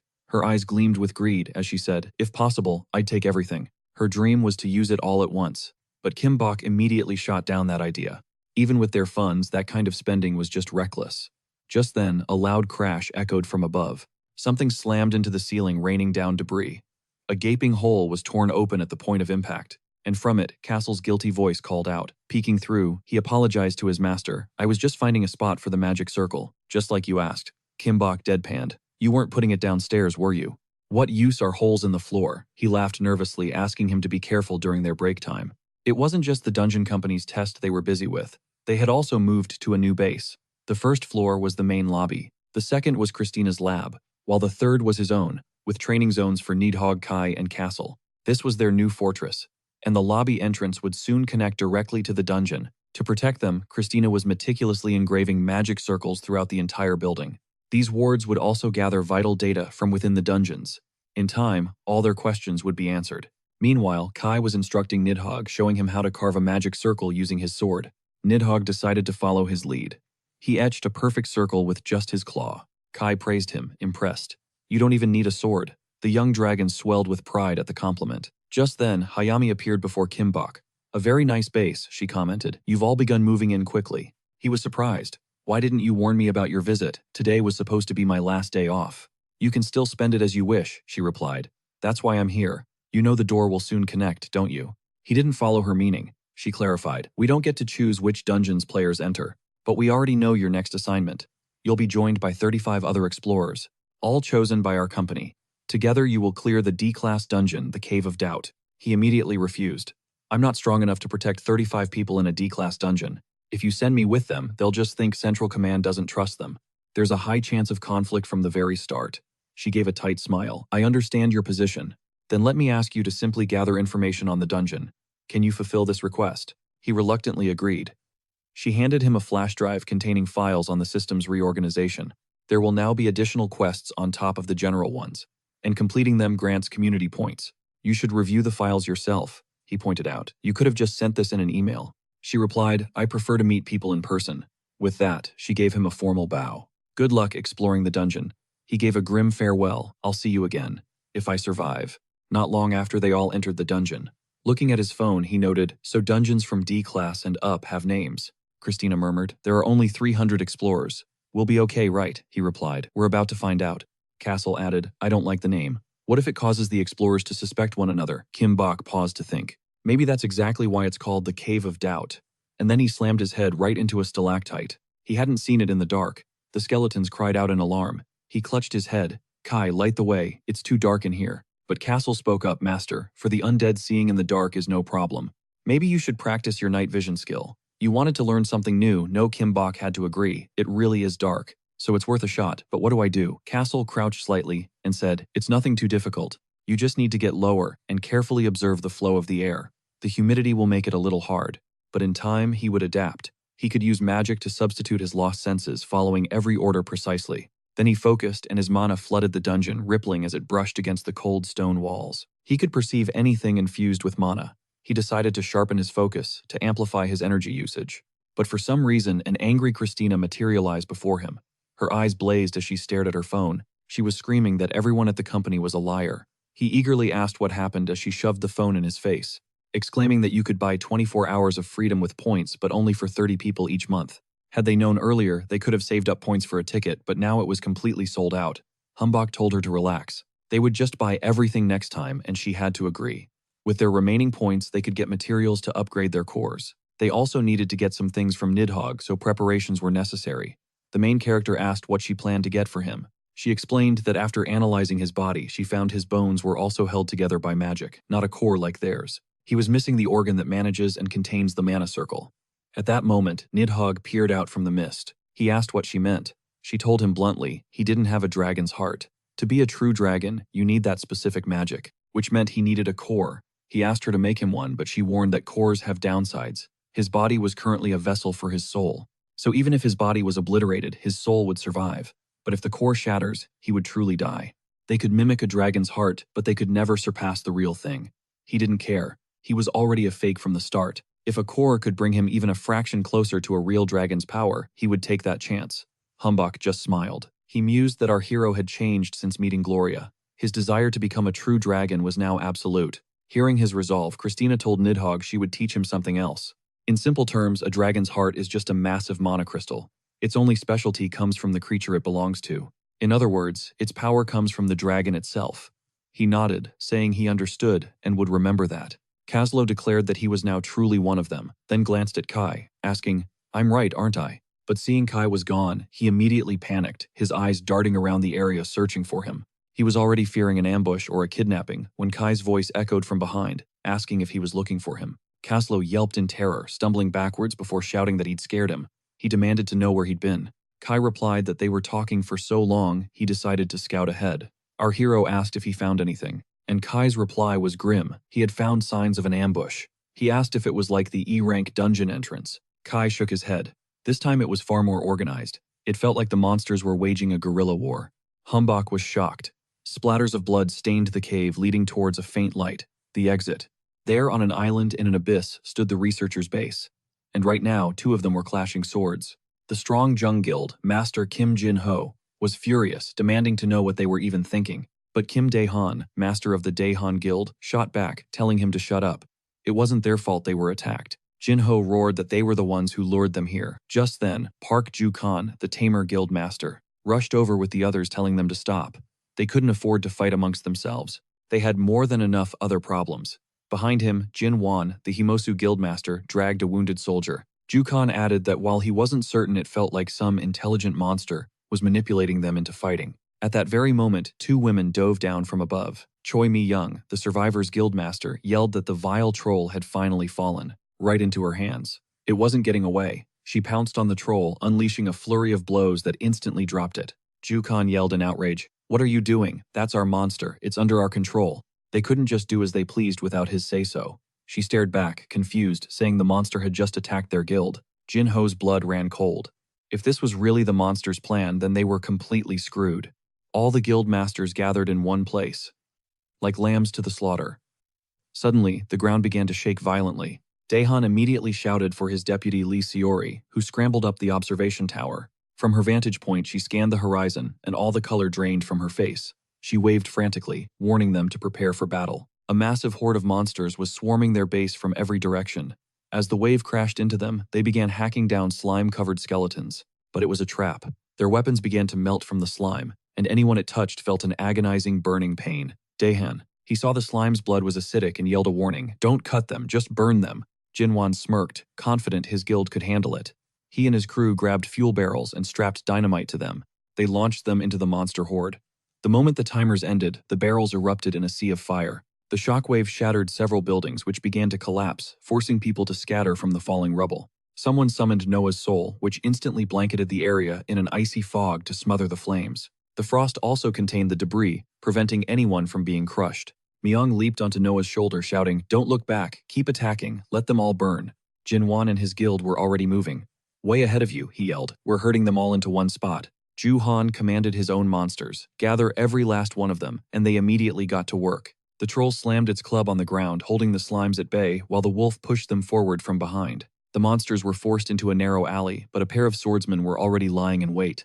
After Jinwan's signal, they dropped more barrels, and another series of explosions thundered through the street. Mi-young watched in awe, thinking they were incredibly strong. She needed to learn from them. A roar echoed behind her. She spun around to see humanoid monsters on lizard mounts charging from a cave. Dae-han grew nervous. Did they really use all their weapons on the first wave? How are we supposed to fight now? Mi-young ordered her guild members, "Give all of your mana to Noah's soul, now." Their power combined, she unleashed a hailstorm of ice spears upon the charging monsters. Melee warriors blocked the bridge to stop survivors. Dae-han clenched his fists, exclaiming, "We're not dying that easily. We didn't come all this way for nothing. He and his comrades then charged into battle, yelling, "We will never surrender." The enemy hurled spears in response, several piercing the troll's chest, causing its master to cry out in worry. Amid the chaos, the enemies broke through their defenses and swarmed into the base. The weaponless warriors began to lose hope. Just then, a dark haze materialized in the sky above them. A column of energy slammed down on a monster. Riding a dragon, Hunbok descended, blocking the monster's path. He told the guildmasters, "Protect the wounded. I will handle the rest." His personal skeletons charged into battle. Daehan stared in shock, exclaiming, "He has skeletons and a dragon. Could that be the necromancer Wanyo?" Meanwhile, another monster group watched from the cliffs above before turning back to their cave. Their commander ordered a retreat, and the rest of the invaders immediately fled. Seeing this, the defenders erupted in cheers. They showered Hunbok with praise as they began to clean up the aftermath of the fierce battle. Myung tried using the quick return button, but a system message said too many monsters were nearby. The service wouldn't work. She was baffled, since there were no monsters to be seen. As the others thanked the main character, two men ran up shouting that something had happened to a guild member, but there was no sign of an attack. A confused Daehan asked, "Did it happen again?" Jinho suggested they increase the number of guards at their posts, since they couldn't just wait around. But Hunbok stated that the monster might just be hiding among them. Mi Young realized, "That's why we can't go home. The monster is still here." Daehan turned to Hunbok and asked how they could possibly tell a person from a monster. He replied that he wasn't sure without a body to examine. But Jinwon spoke up, "I think I know what we should do. The return function only fails when monsters are nearby, or when you're in combat. We send people home in small groups. If the return fails, we'll know the monster is one of them." Jinho asked, "So, the last group will have a bunch of monsters and just a few researchers, right? That group would be in serious danger." Daehan suggested they leave some trusted people behind for protection. "We could also use this place as a forward base later on." The others agreed. Mi Young urged them to act. "Let's do it right away. We need to decide who's staying at their posts." Daehan thought they should set shifts by time of day, but Juhan simply suggested they play rock, paper, scissors. Jinwon thought it was a brilliant idea and asked, "Are we playing best 2 out of 3 model?" As the debate continued, Castle's patience wore thin, and he finally snapped, calling them all fools. "Do you think this is some kind of game?" he roared. Jinho immediately faced our MC, asking for his input. Castle crossed his arms, irritated, stating it wasn't his master who needed to speak but him. "So listen up," he warned. "If they kept playing around, they'd be dead by tomorrow, or maybe even today." Jinwon, indignant, fired back, "Do you honestly think we're a bunch of weaklings? After all, they'd made it this far on their own." Castle admitted they were strong, but raw power wasn't enough. They all lacked focus, observation, and a killer instinct. And they knew this dungeon's master was a thinking entity. Without his master, they'd all be dead by now. Myung shot back, "So what are we supposed to do? Just die here, or cower in our houses in fear?" Castle confirmed it, telling them to go home. He'd handle it. Hunbok stared in total shock. What was this nonsense? Why was he being so difficult? Christina placed a hand on his shoulder, telepathically asking, "You don't trust us." Castle had to have a reason. Castle stated that he and his master would handle it with 0 casualties, except perhaps for the master himself. "Is that such a bad deal for you? It's a free ride." The group fell silent, considering his words. Finally, Dahan turned to our main character, asking, "Can you really pull this off by yourself?" Taking a deep breath, he declared with resolve, "I have to. It's either succeed or die." 748 days remained. There were currently 279 people inside. Hunbok had started exploring solo 2 days ago. He had found a small house to prepare his next move. Castle quickly approached Hunbok to apologize. For acting alone, Hunbok demanded why he hadn't been consulted. Castle replied he always seeks the optimal solution. But the world didn't always bend to his will. He wouldn't waste time on a pointless assault. Besides, guild members could betray their masters. It was better than getting nothing, he argued. More money creates more options. Castle commented that since becoming a mage, he was overthinking his strategies far too much. Sometimes the best move in a tight spot is to just act on instinct. Even with good intentions, your calculated moves can be misunderstood, Christina pointed out. This was a huge opportunity for him. They all sided with Castle, but she regretted not including him. Kai also apologized for his rash actions, and with a heavy sigh, our hero accepted their apology. They were, after all, doing it for his sake. He'd let it slide, but only this one time. They were to never again act without his consent. They swore it, and Castle promised the same. "But when a split-second decision is needed, I'll act on my own." As the master grew, so would he. Our MC agreed. With that settled, he ordered them to prepare for an assault. Meanwhile, the enemy was plotting. They planned to ambush him alone, waiting for him to walk right in. Suddenly, the cave shook. They ran out to see their base explode. Castle let out a huge laugh, admitting he'd been dying to use that explosive barrel. Kai eagerly agreed. Just then, another explosion erupted behind them, right in the center of the base. The guildmasters, seeing the sheer destruction, asked, "Is this for real? Are they going to wipe out all the bases?" Hunbok emerged from the smoke, with Christina saying it was the best way to steal the D-class boss's mana. He'd use it to restore the dungeon so they could all have some fun.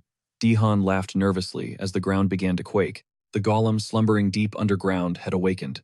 One of the guildmasters glared at Hunbok. He demanded to know if he'd summoned it. Hunbok denied it. Perhaps this monster is their home. The golem rose with a furious roar, slamming its massive fists into the earth and leaving deep craters. Luckily, everyone managed to scatter just in time. Meanwhile, Kai shouted over to Castle. He gestured to the huge golem itching for a fight. But Castle had no time for that now. He stared nervously at the cave mouth, exclaiming, "The real danger's over here." A moment later, enemies swarmed out. Riding on lizards, Castle gave his comrade the signal. He slammed the detonator, and magic circles ignited under the monsters. A series of explosions followed. Jinwan turned to the blazing inferno, joyfully declaring their trap a success. "Our guild is the best at this." Dahan, who was busy fighting, yelled back. "Does that even matter right now? We need to get rid of this golem." The dungeon dwellers caught in the blast were instantly vaporized. Yet their commander somehow clung to life. He staggered up, stammering that he never knew they possessed such power. Just then, our main character descended upon him, riding a dragon, and declared their doom. Nidhogg unleashed a corrupted breath, blasting his immense power at the foe. The commander scoffed. "You think this can kill me?" he roared for his comrades to rise. Their bodies began to liquefy, dissolving into slime before converging on a single point. Seeing this, Kai urgently yelled for Kasla, shouting that they couldn't let that thing reform. The sludge surged toward the dragon, but was beaten back by a powerful blast. The slimes fused into one giant mass. Hyunbok realized with a chill that these monsters had been perfectly mimicking humans. It was a slime doppelganger of the dungeon's master. It cocked back a fist, readying a devastating blow. It roared, vowing to grind them into dust. As our MC told Nidhogg to focus, he knew this fight would be tough. The enemy's fist was already hurtling towards them. Nidhogg summoned a magic circle, firing a vicious beam of light. But the monster shattered the blast and slammed its fist into the dragon's head. Our hero was instantly reminded of Gloria. He thought to himself that this thing was far easier to handle than she was. With that, he suddenly charged forward, smashing through the slime with his own body. Bits of it clung to his armor. Hyunbok screamed a warning, ordering him to shake it off before leaping off. He yelled to Kai and Kasla that it was their turn now. They both brandished their spears, telling him not to worry. Everything was going exactly as planned. On his signal, they launched their spears at the enemy. The weapons plunged deep into its body, but nothing happened. Kasla was stunned. Kai panicked, saying he had no idea what went wrong, but they needed to run immediately. The monster instantly shifted its focus, hurtling towards them. At that very moment, the spears finally activated. A massive explosion erupted from within the beast. Meanwhile, Christina had cast paralysis magic on the golem. As it collapsed, the guildmasters swarmed it with attacks. A blast followed, and they saw globs of red slime flying right at them. Miraculously, the projectiles fell short, missing them completely. Dahan cautiously approached the slime. As it began to squirm, Christina shouted a warning, telling him they had to destroy it immediately. He asked what it was. She explained they were the slime's remnants, and they had to wipe out every last piece. The slime began to morph into the shapes of other monsters surrounding them. Before they could fully form, the guild masters charged. Yuan and his wolf ripped into the slime as another creature struck a guild member, vowing to destroy them all. Jinho was caught in the attack. Slime engulfed his entire body as he screamed in agony, but our main character arrived just in time, shattering the slime with a bone spear. "Get the wounded out of here," he commanded. "I'll handle this." The monsters shrieked that he would be the next to die and swarmed him. In response, he raised his skeleton knights. "Destroy them," he ordered. Kasla and Kai joined the battle, rushing to protect their master. The slimes began swinging their limbs wildly. Kasla blocked a devastating blow and yelled for Kai to finish it. With a few swift slashes of his sword, he dispatched the monster. He then called to Christina, leaving the next one for her. Just then, a monster flew overhead, splattering slime everywhere as it landed before swinging its arms wildly, smashing the skeletons to pieces. Hyunbok knew he was prepared to destroy the dungeon itself to spread his mana. Besides, the slimes were stronger than his skeletons, but he was confident he would win. He summoned his skeletons once more, and the monster immediately started crushing them again. But no matter how hard it swung, they just kept getting back up and striking back. After they had chipped away countless chunks of its body, the creature shrank, panicking. "How are you doing this?" it shrieked. Our MC calmly approached, asking why it thought they were losing. He knew it had learned that humans have limited mana. That's why it attacked so relentlessly. However, he had secretly created a mana reservoir. Of course, the process of making it, and the long cooldown meant it wasn't a perfect strategy. Another monster lunged at him from behind, screaming not to get cocky. But Kasla was there in a flash, deflecting the attack. Our MC told his foe he knew it wanted to absorb him to become a perfect double. A great plan, he admitted. But sometimes, the best outcomes come from the simplest plans. In the end, he would be the victor. The monster became enraged. Don't mock me, it roared. You're finished. Even if you destroy this dungeon, my mana will be released. Hyunbok just smirked. You really think so? At that moment, a sharp pain shot through the monster. It screamed as ghosts erupted from its body. It was over.